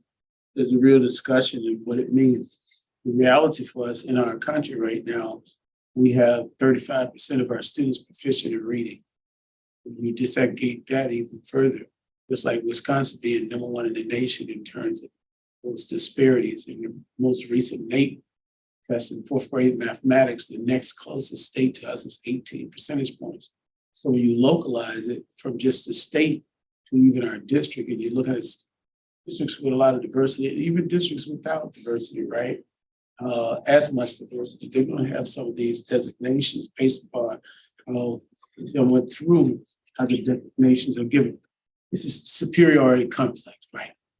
Somebody's always got to be better than somebody else. And you get those designations based upon you being in the bottom 10%. There's going to be a bottom 10, there's going to be a bottom 5.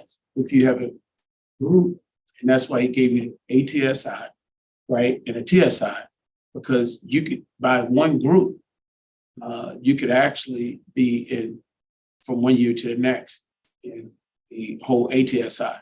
And if we have the cycle of 3 years and looking at it, and you never close those disparities, look at us. Let's just say us. Look in the mirror.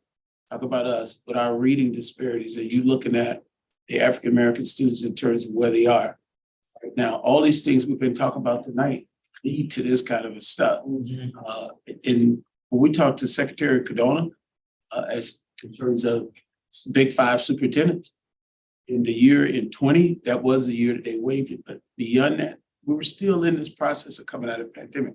But forget the pandemic, even before, this has been the way that it is. We can, so the mixed conversation is about, are these tests, like the state of California, you look at other states who are saying they are pushing it. It's not going anywhere anytime soon. Federal dollars are tied to it. Okay. It's just depend upon which type of ideology you're subscribing to. And I mean, even Republican or Democrats or what they want to independents or whoever they want to use it for. But at this point, this is the way they line up the dollars to support us. Some universities are still using Sort and Select individuals that they're admitting into the colleges. And it has too, in some areas, being shown that ACT, not the greatest predictor, it has racialized communications. ATS knows it, part of this trauma that it's caused.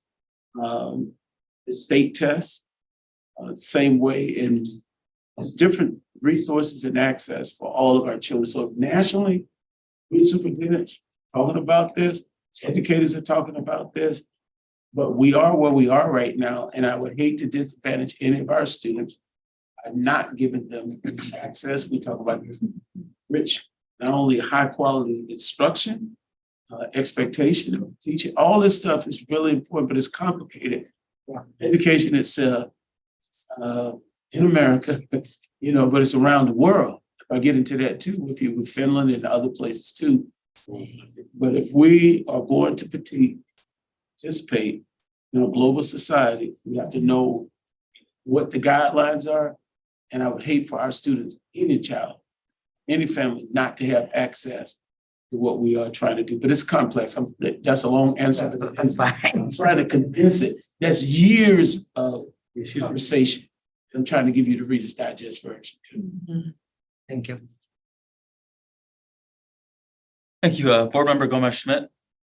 Yeah, thank you. And thanks for clarifying some of this information, going over the slide deck. Some of it makes more sense now that you've talked through it. One of my questions is about how growth is being measured.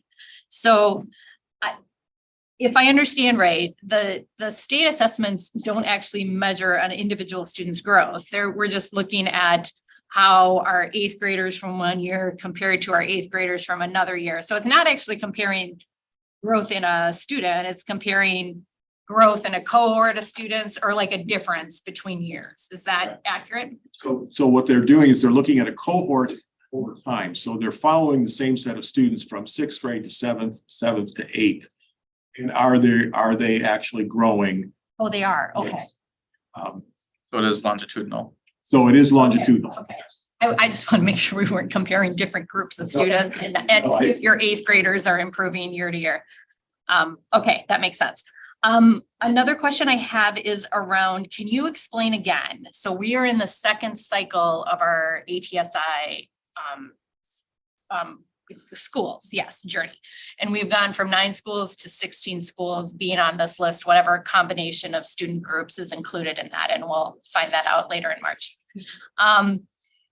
When you look at that, if we get to the end, explain what happens again. If we get to the end of the second year cycle, do we have to have all 16 schools off of this list? Is it just improvement from where we were before, or how exactly does that work? Because if I understand it, we become a CSI district if we don't. Okay. So for our schools that are going into their potential second round of ATSI designation, remember, this is individual school, it's not district. Any of those schools that do not make those improvements and that Tim identified, those 3 different areas that have been identified, they would go into CSI status. Some of that 16 schools are in their first round, or their first part of their journey as ATSI, as Tim just said. They would have another 3 years after 24-25 to make improvements. If they don't exit with them. And if they don't, then what happens? Then they would, if they don't in that second cycle, they would become CSI, each individual school. Okay. And then that would be accountable directly to DPI in collaboration with the district. Of course, maybe. Okay, to be determined with that. Okay. We don't want to find out. Right, exactly. Yes, No, we'd rather not do that. Never want to know. Which gets to the important part of your draft plans for addressing this, and that looks at the systems and structures that we're going to put in place in each of these schools, or that's going to be in place through the SIP process in all of them, right? Well, and at the system level, there's a piece of that is required. It's both alignment to the system and the system level plan, as well as the school level plan. I just want to make sure that we're mutually, in my perspective, we're mutually accountable. Okay. The one thing I'm wondering, as you're developing that draft of strategies, I'm wondering how the student experience in these schools changes, because what we're really trying to do is change the student achievement and change the attendance rates that are 2 of the factors, right? What does it look like for the students? Because this is very adult and system focused. Like what are we changing that's going to significantly impact, what the student experiences in the school? I'll say a few things, and then I'll pass it to Tim, and then I'll also say we don't 100% know yet because we're in draft. But we have collected a ton of student base over the last few years through the work of joint venture. We just heard from Dr. Jackson, who collected that. So we have heard from our students in terms of what they desire to come to school. They talk a ton about engaging curriculum. They talk about a ton of culturally relevant materials, project-based learning, relationships, sense of belonging. So some of those student experiences that students have named will definitely have to be shifts that happen. But that does require adult actions and adult shifts in order for that to take place. The other thing that I would say is that those village builders that we have identified and are seeing impact, we believe will be a critical component to the student experience. And we need to hear from our schools once we can have a more open conversation as the list is public and we can begin to really, and for them to tell us also, like, what are they hearing and seeing every day in their schools so that we could problem solve. I'll see if Tim wants to just add to that. Right. So in looking at and thinking about chronic absenteeism or the attendance issue, there are ways, methods that are tried and true. There's a group called Attendance Works out of the West Coast, and they have amazing resources. It's a lot about how you approach it. So for instance, instead of making a phone call home and saying, where are you? Why aren't you here? It would be, what are the barriers to you being here, inviting you in, and then responding and saying, hey, Tim was in school today, and we really appreciated that. So kind of flipping the whole feeling of where and the process of what we're doing, instead of being a negative, it's saying, hey, we miss you. We want you here. It's not going to work for everyone, but it's absolutely a change from what we've been doing in the past. One of the things I tell you the best, and I mean, not talking about it, it's been a part of it. You take people from your community and put them in your schools and you start having conversation with, not every child have an adult that's responsible for them. And we often miss the parent. The village builders, the whole concept is putting the schools in the family, schools in the community and communities in the schools. That's going to be a targeted thing. Us people who know our schools, know our children being in there, that's going to be a great help. What we're trying to do with the science of reading right now, early on, your children have success in schools. Everything about the research said you want to go to the school. If they're not having success, you don't want to go to school. If you're a kid having some success, you want to be at school. If you're not, you don't. Mm-hmm. So, and no disrespect, it's just real. Even if following, I really hope you don't even want to see with the CSI in terms of the state coming in and directing something that they've been a part of creating a problem. So we need to really try to do the best we can to educate our students, our parents, and have their voices become more of the solution, not the problem. And as we do that, I think we're on a trajectory right now. You heard from Dr. Jackson, you heard from Joint Venture. We're taking a lot of time going out there hearing everything. Now the plan must come to fruition. And I think laying us out, as Grain said earlier, we're not just doing this for 16 schools. We're trying to say this school improvement plan, this is going to be the way that we're going to do it. And I think the collaboration between everybody, board, the administration, the teachers, the community, the students, and what I heard specifically and been hearing from teachers, they're saying they want their voices to be heard more. I'm honestly agreeing. We're going to have to hear our teachers. Our teachers are going to have to be willing to think about even their mindset. We heard Dr. Hicks say that tonight, and the whole thing of empowering students in this learning process. That's the new way we're going to have to move. It just can't be us sitting, giving it to them, and then absent of the parent in the process, or absent of the student's voice about how this is making me feel in my learning. They're trying to talk to us right now across the country. That's not just a Madison response. I'm saying that's a real response that's going on now. Historically, we have in America, before the pandemic, not served 70% or more of our children. That's real. And I appreciate you saying adding the parent in there as one of the stakeholder groups that we definitely have to engage as we're engaged in this work.